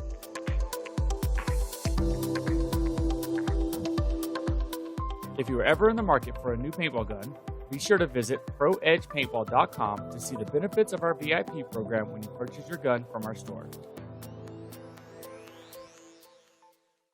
Stay in touch with Pro Edge Paintball by liking us on Facebook or following us on our YouTube channel. We do a lot of product reviews and insights on the new products that we carry. Yes! These guys want to hang out with this guy. Yeah, like this. So the one is in college now. We want to hang out with the older one, and the older one's not as keen on.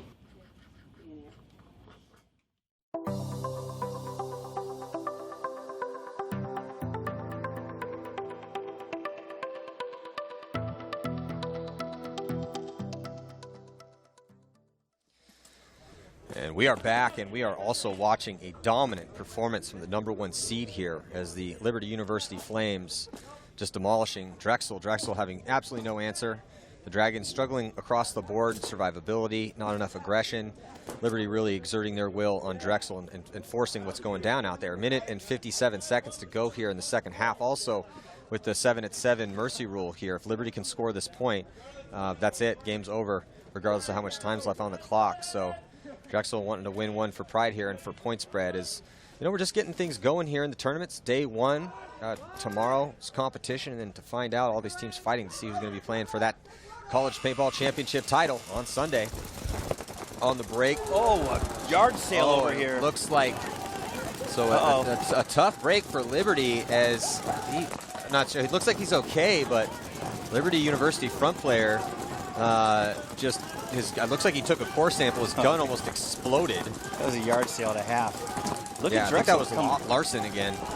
Look at Drexel, though, coming out of the box. Yeah, it's good to see some fight here. It looks like Leong in the snake real quickly after that completely terrible yard sale for, I think that was Larson, for Liberty. And then here comes another body walking off for Liberty as well. So Drexel trying to put their first point of the game on the board. They don't want to get mercy ruled. Well, where was this game? Yeah, exactly. I think we're thinking the same exact thought. And the thought is, where was this for the rest of the game? We didn't see them pushing the issue. We saw them playing on their heels, losing gunfights. And now all of a sudden, they're at the 50 snake. They're in D2. They're winning gunfights. And all of a sudden, with just a minute to go, Drexel seems to maybe the caffeine started kicking in, or they woke up a little bit, but something completely different point right now. This is exactly how I thought they'd play.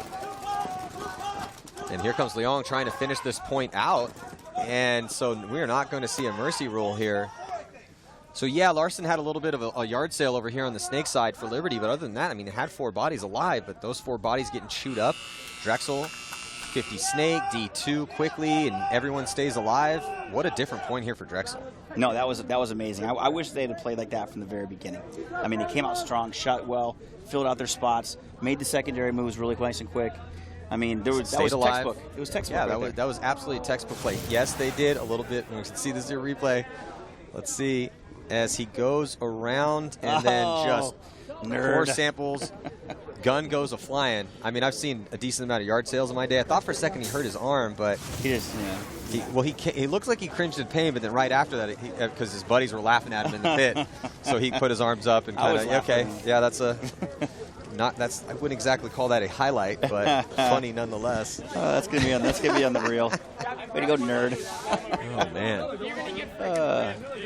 They're playing really outstanding, well.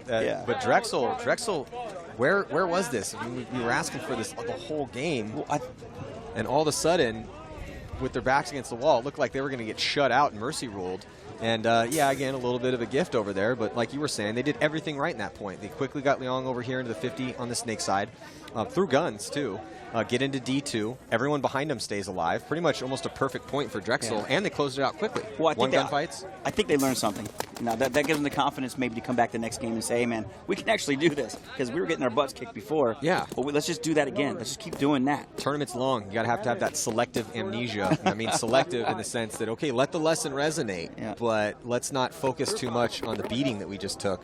Let's focus on that great point we played to close things out. Still about 30-ish seconds left here to go, 33, somewhere right around there.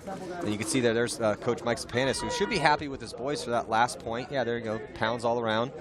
But you know, that's what they need to take away from this one. Okay, well, we definitely, just against the #1 seed, had an amazing, flawless point. We got to be looking for a little bit more of that. Here comes a hyper-aggressive move from Liberty as they cut through the inside to get to the 50 snake. We're seeing lots of guys make those moves and make them clean off the break, and then some car crashes over there in the center by the brick, by the D side, as we're seeing at least one player from each team walk off. Liberty was able in that chaos to make it into the red zone, into D3. Liberty wants this, they want this next point here. There's still just a player, I think 2 players left alive here for Drexel. He's going to get stitched up. And I think he got it just in time to put their 7th point on the board at the closing second of the game. I don't think he got it. You don't think he got it? I think he got it. Because as he slid in and put the flag there, that's when I heard the buzzer go. Yeah, thumbs up. Way to go. They're going to give it to him. That was impressive, man. That run at the 50 snake was very well executed. He ran low, dove a good distance away from the bunker. I'm surprised he slid as far as he did. Well, and that's what's, you know, again, we're watching the layout for Dallas. The only difference, though, is that the cans in the blue section of the field here on the snake side are mini cans.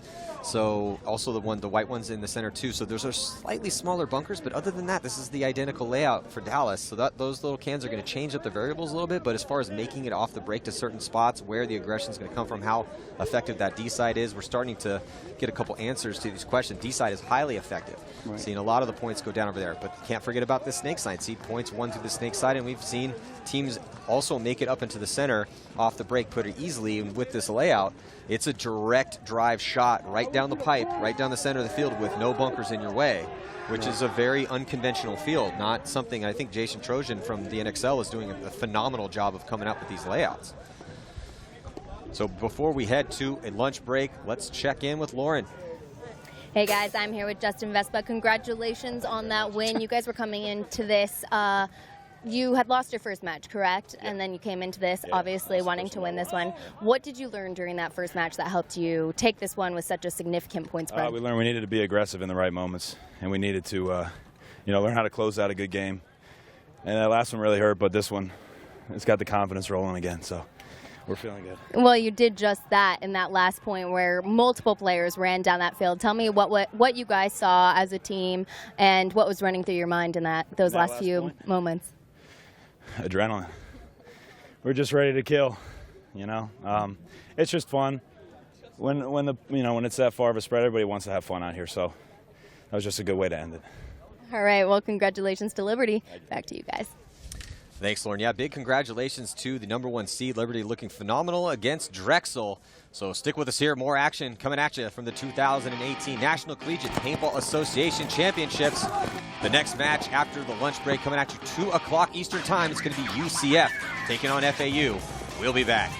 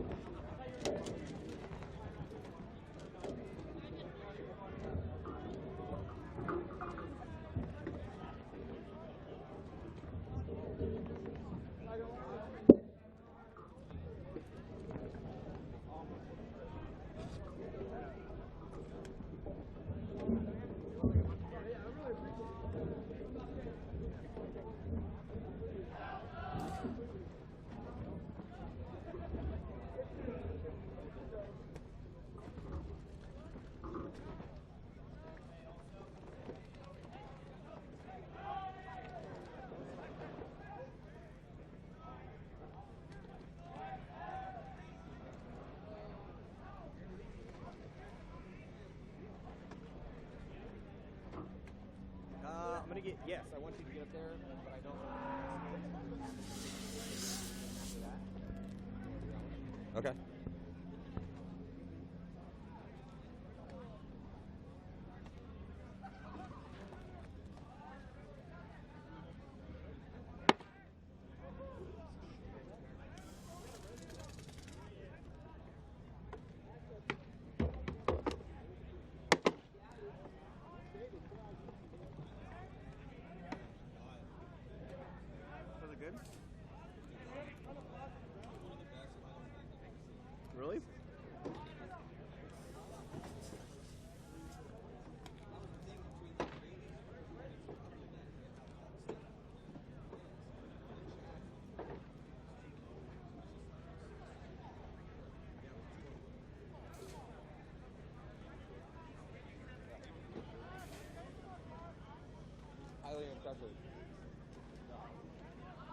They look great.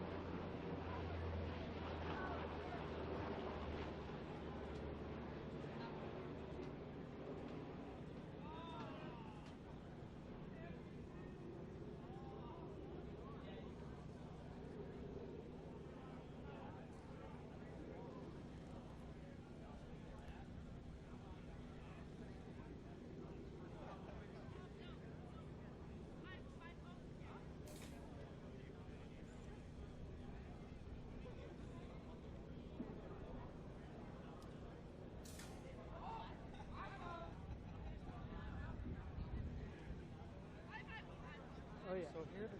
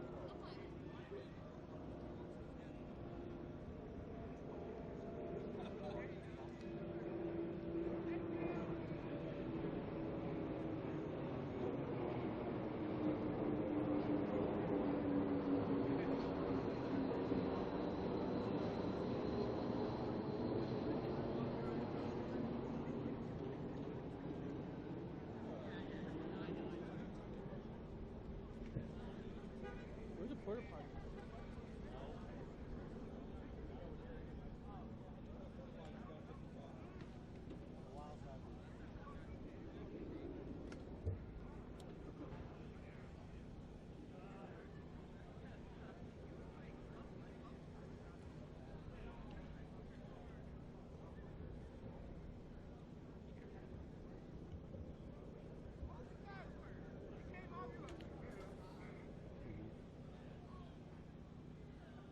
Fucking A.